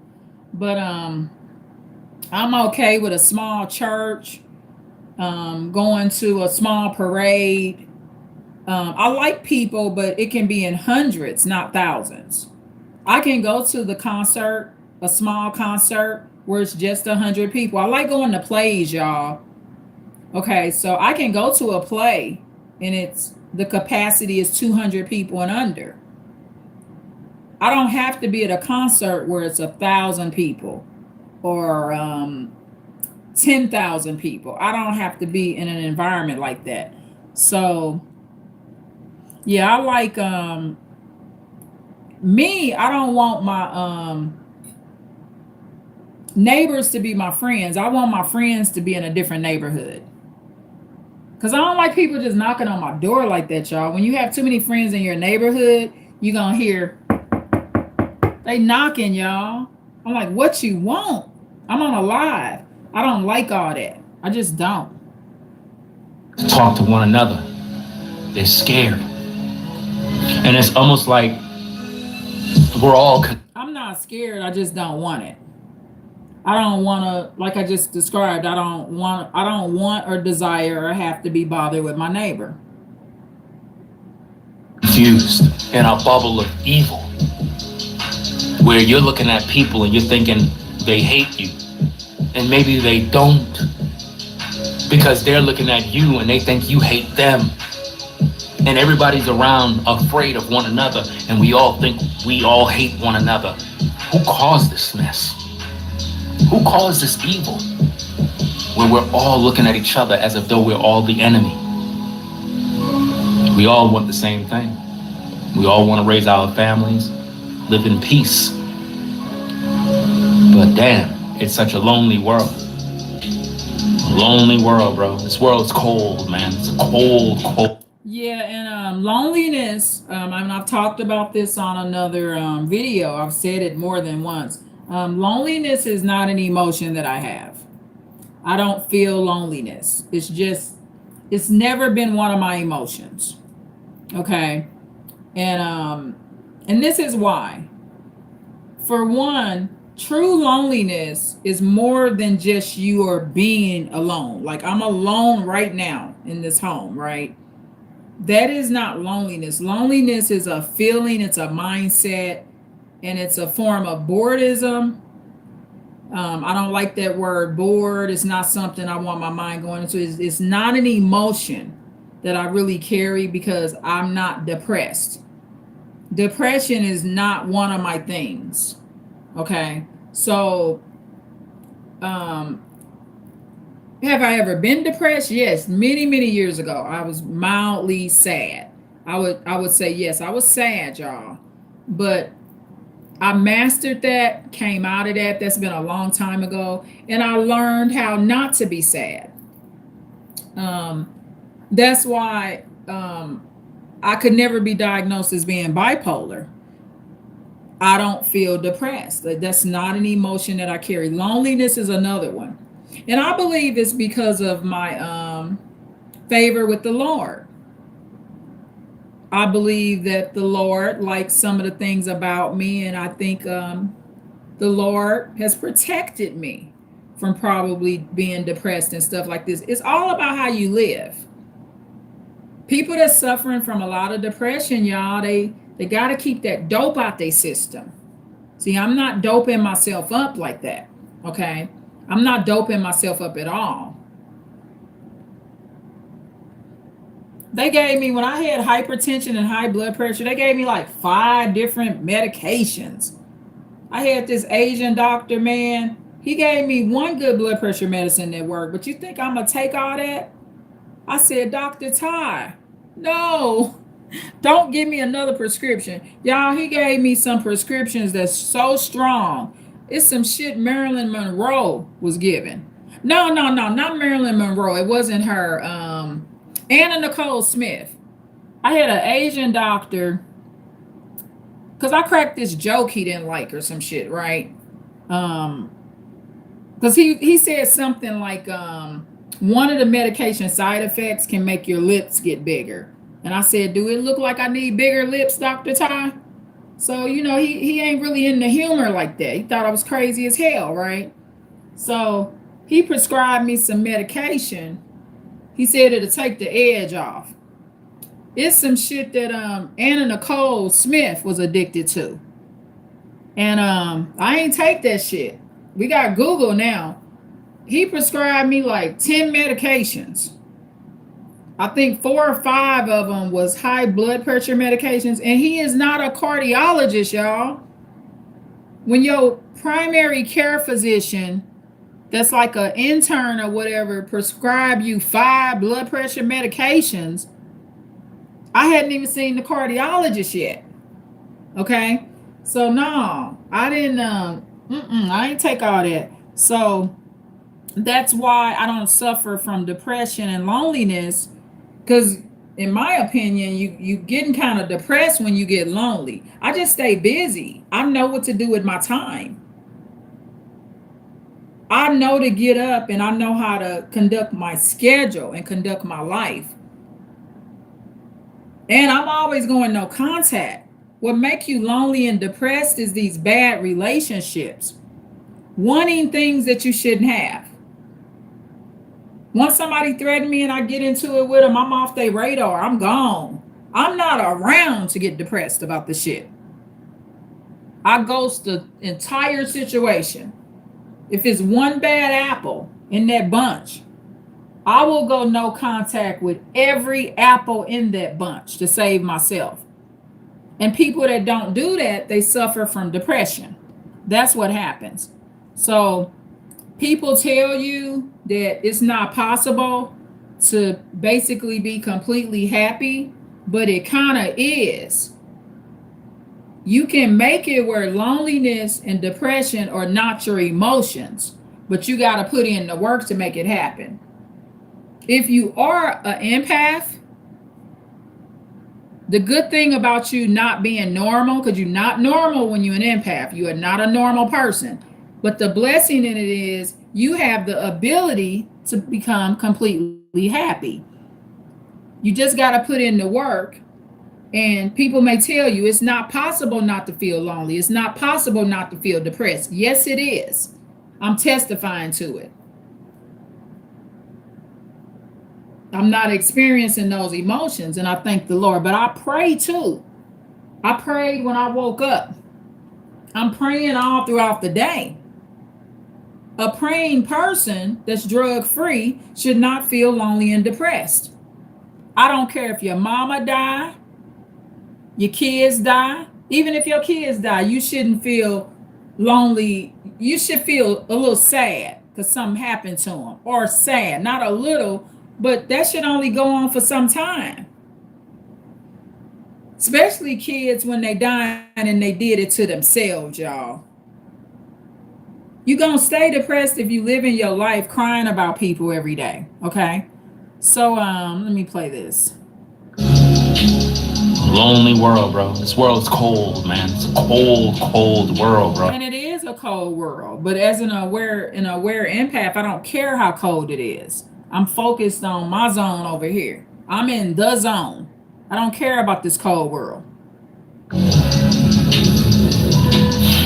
Most of us are suffering in silence. We don't got nobody. Nobody to rely on. Nobody to talk to. We talk to ourselves in our houses most of the time. No, I don't need to talk to myself in my house. You heard my cousin just called.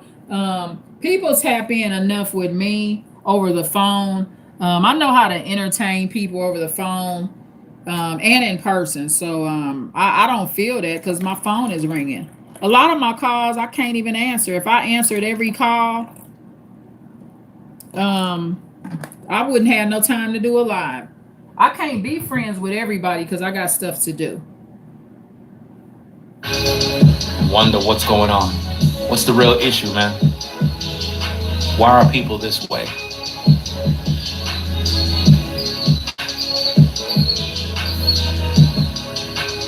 Anyway, guys.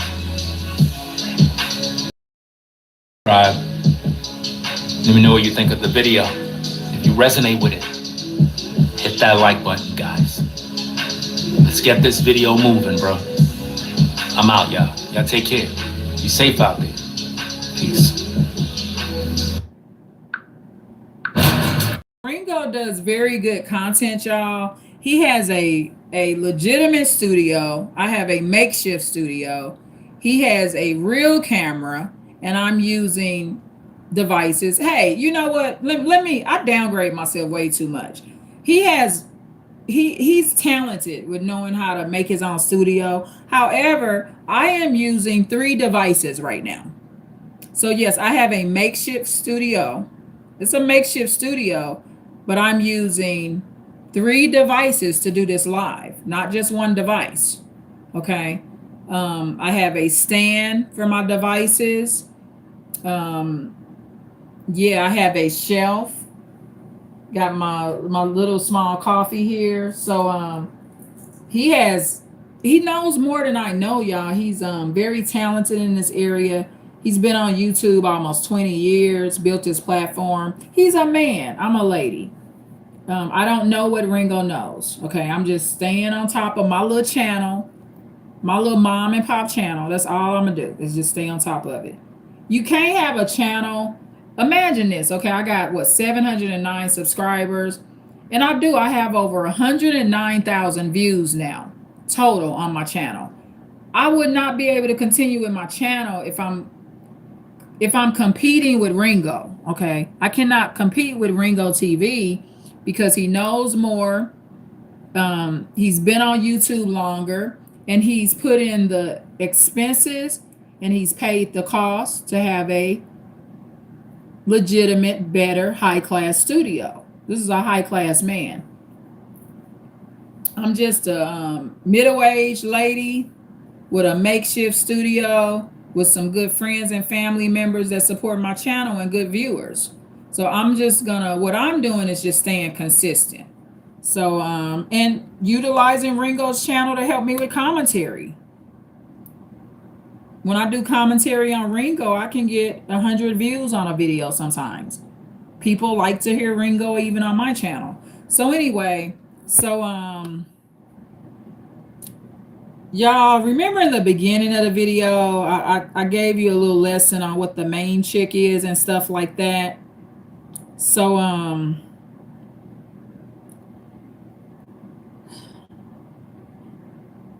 if you want to be somebody's main something, you already entering into a problem because you want something that maybe God is not granting you.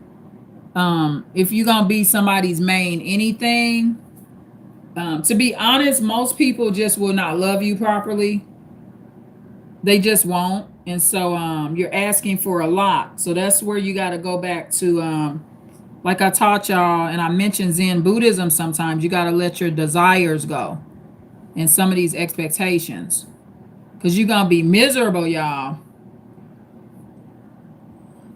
But if you believe in love, tune into this.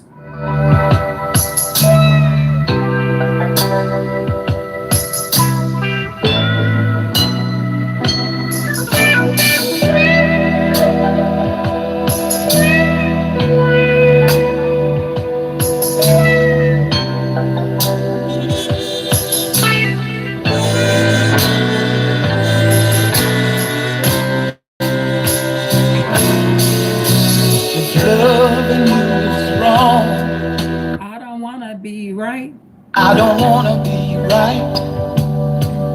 If being right means being without you, I'd rather. What'd he say?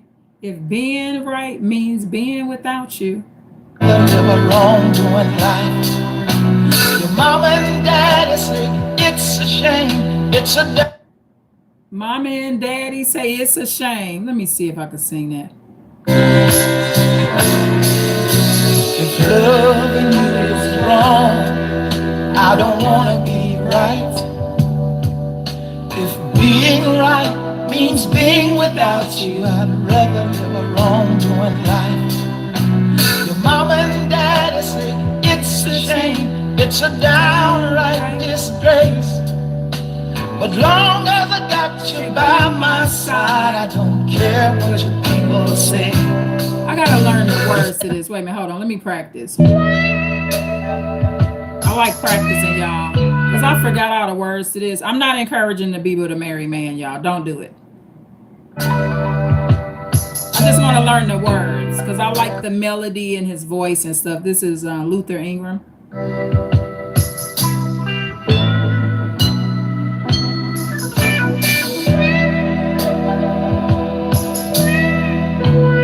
If loving you is wrong, I don't want to be right.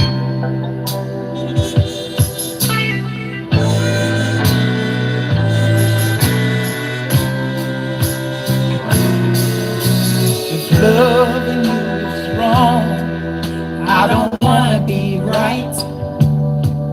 If being right means being without you, I'd rather live a wrongdoing life.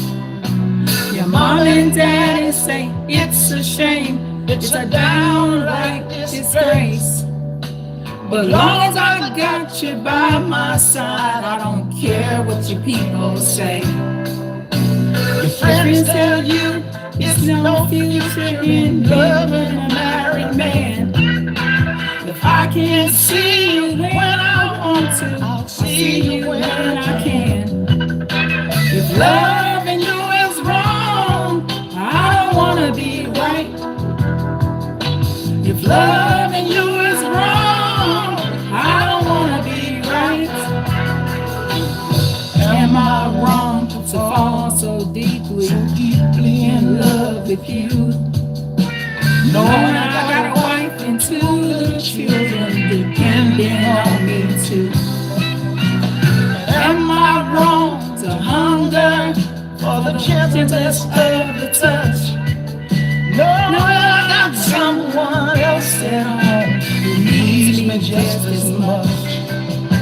and all you want to give your love to a married man? And am I wrong For trying to hold on to the best thing I ever had? if loving And you is wrong, I don't wanna be right. Okay, I love singing. I can't do it, but I'm gonna keep doing it. Okay, so please like, share, and subscribe because this device is getting ready to power off. I love y'all. Please share the video and like, share, and subscribe. Thank you. Bye.